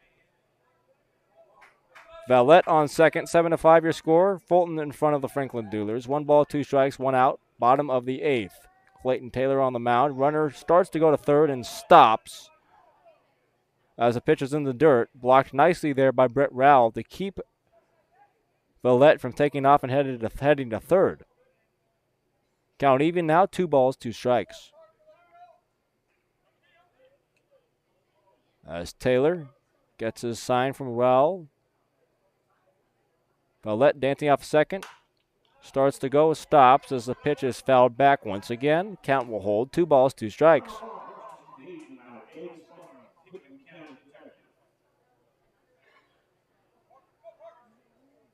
Parker will dig back into the box. Clayton Taylor back up on the rubber. Gets his sign from Raul. Here comes the next pitch. That's low and in the dirt. Blocked by Raul. Runner heads to third. The throw to third, and he's safe. I don't think Brett Raul realized right away that Vallette was going, because he kind of looked up and he was prepared to be surprised to see Vallette taking off. And as a result, had to fire down a little bit late, and Vallette slid in head first ahead of the throw and takes third base on the steal. Pitch was a ball in the dirt, obviously, so it's 3-2. 1 out. Here comes the 3-2. Pitch is popped up and foul out of play. We will hold the count there at 3 balls, 2 strikes.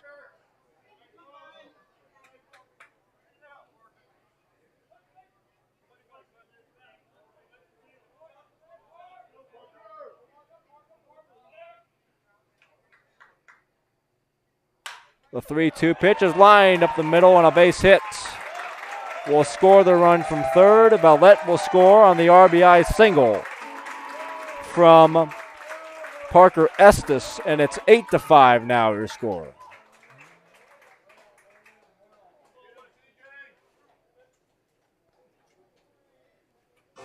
Next up will be Brady Holloway.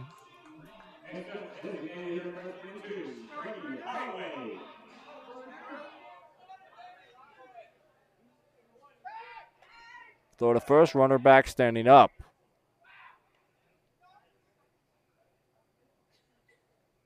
As it appears some more defensive changes for the Duelers.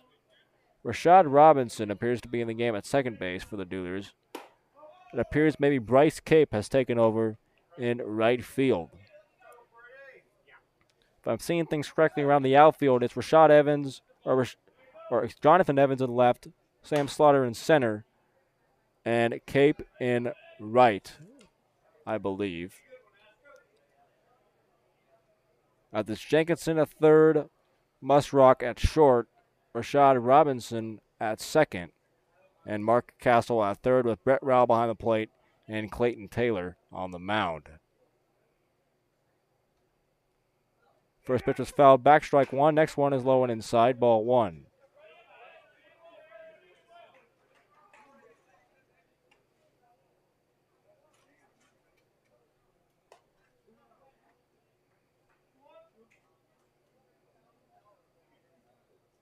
As it's officially 2-1, 2 balls, 1 strike. To the DH, Brady Holloway.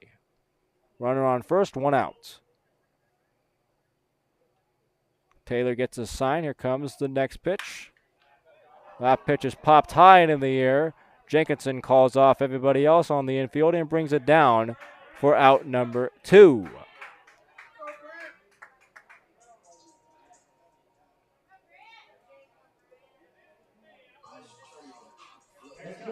Now will be Grant Davis, the first baseman. He's had a good night so far. 2 homers and an RBI single to his name. Also a walk for Grant Davis. First pitch, big swing, no contact, strike 1.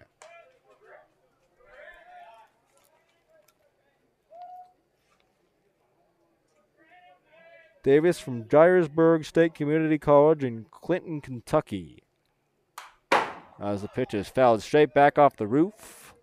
0-2. Taylor ahead in the count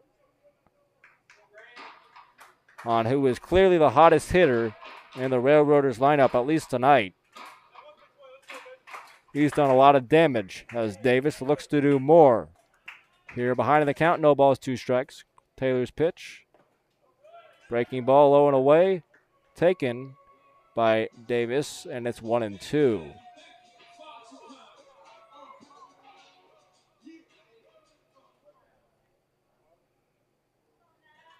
Runner off of first base, 2 outs, 8-5 your score. Bottom of the 8th inning. Duelers behind by 3. There's a pitch, another one, fouled straight back, caught off the ricochet by Rowell, but of course, that's just a foul ball. Count will hold, 1 ball, 2 strikes.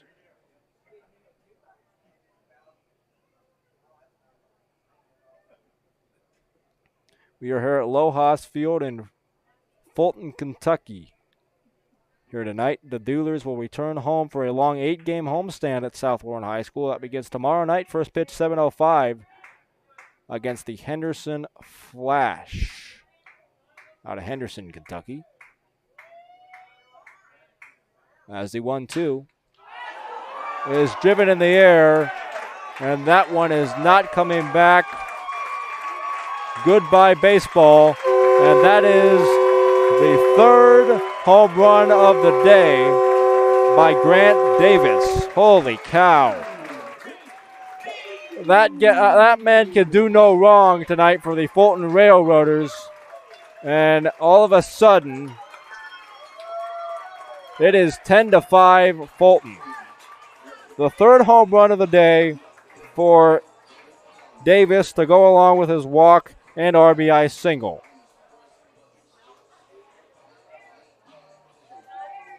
It's a talented hitter right there, folks, because the Duelers pitching staff the Duelers pitchers are no slouches out there. They've pitched fairly well this season, and this guy just can't do anything wrong at the plate.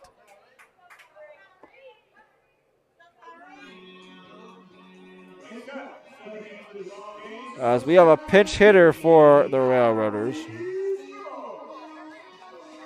as Kyrie Tribble from Berea College in Greenfield, Tennessee will be pinch hitting. First pitch from Taylor is in there for strike 1. On the day officially, Grant Davis 4 for 4 with 6 RBIs and a walk. As the next pitch by Tribble is fouled off. Strike number 2. Davis literally has done no wrong. He's 4 for 4 with a walk and 6 RBIs, 3 home runs. Come on. That's very impressive. Sometimes you just have to tip your hat to your opponent, and this is one of those times. Score is 10-5 now, Fulton in front. As the 0-2 pitch to Tribble is fouled off again. Count holds at no balls, 2 strikes.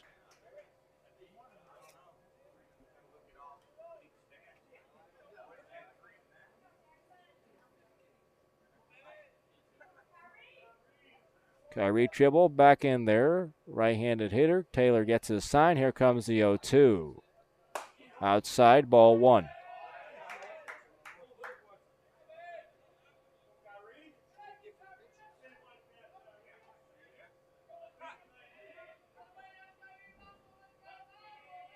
Here comes the 1-2. Low on in the dirt. Check swing, no swing. 2 balls, 2 strikes now.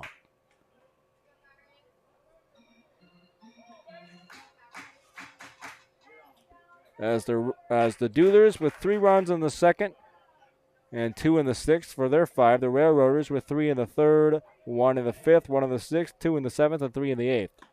Next pitch outside and low. 3 balls, 2 strikes. 5 runs on 8 hits, no errors for the Duelers. 10 runs on 10 hits, 1 error for the Fulton Railroaders.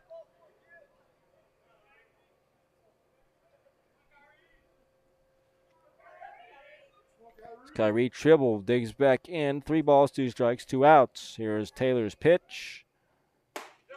Inside corner, strike 3 called, and that will end the inning. But not before 3 runs come across on another homer, the 3rd of the night by Grant Davis. Head to the top of the 9th. Duelers need a 5 to tie, trailing 10-5. We'll be right back. Stay with us.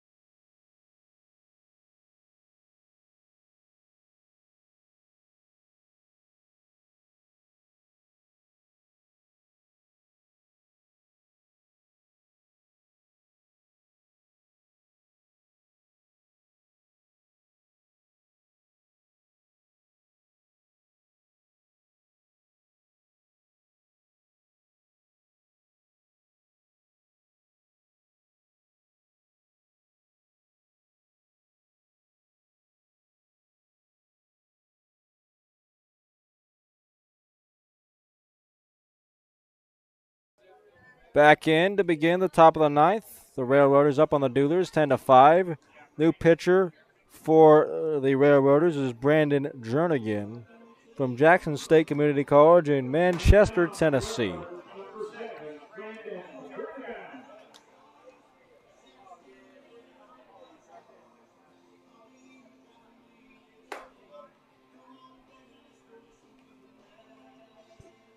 As leading off for the Duelers will be Bryce Cape, it appears. So, yes, when I was going through the defensive alignment and changes earlier, I think I was correct. Cape is now in right.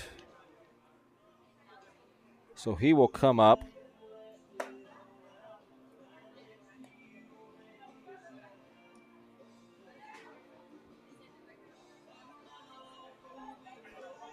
As he is technically, I believe, in Quincy Smith's original spot.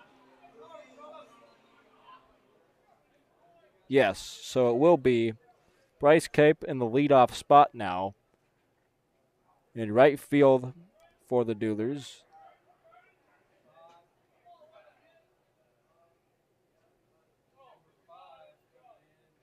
As we're still waiting on the PA to announce Bryce Cape into the ball game. But we're ready to go. First pitch by Jernigan is in there for strike one.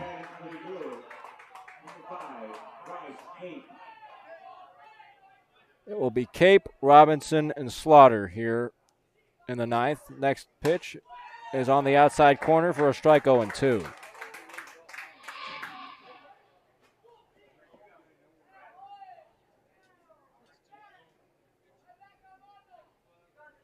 The 0-2 from Jernigan is fouled straight back by Cape. Count holds, no balls, and 2 strikes.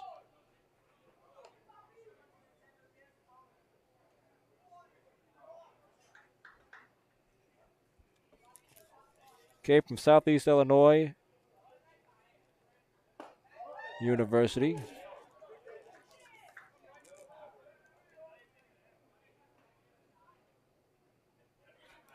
As the next one was a ball, 1-2. Cape digs in. Here comes the 1-2. Check swing, and he went out number one on a check swing on a fastball high and inside. 1 down.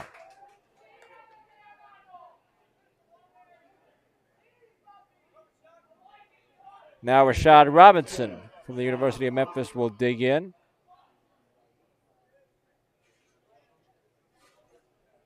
As he will come to the box to face Jernigan.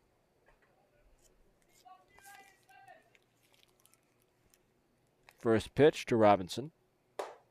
And there's strike one.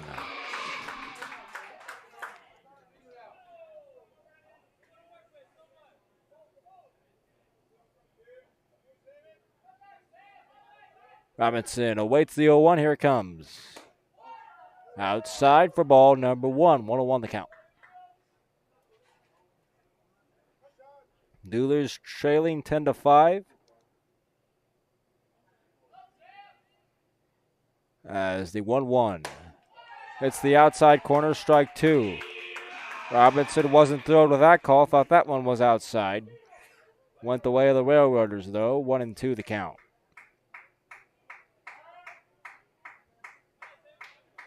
Robinson calls for time and steps out. Will now dig back in. Here's Jernigan's 1-2. Outside, ball 2. 2 balls, 2 strikes.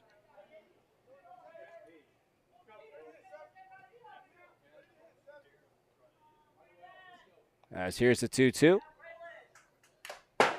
Foul ball back behind the dish. The count holds 2-2.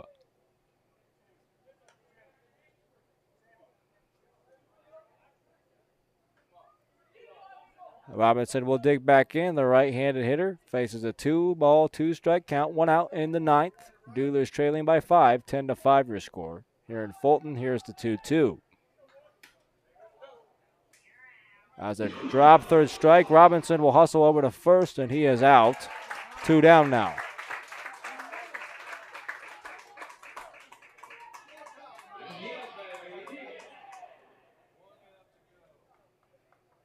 Sam Slaughter now at the dish for the Duelers.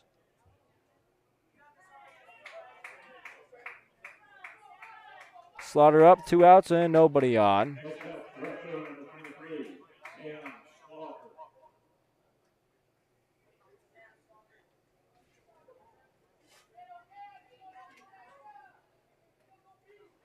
Two for 5 on the day for Slaughter with 2 doubles to his card this evening. 2 for 4 with an error, I guess, so that does not officially count as an at-bat this time, though. A hit by pitch on the foot. Slaughter will head to first.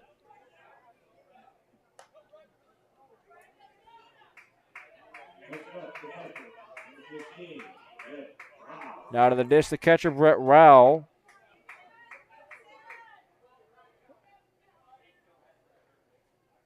As Brett officially 1 for 3 with a walk as well. A single was his one hit in the third for Brett. Jernigan's pitch. Hits the outside corner, strike 1.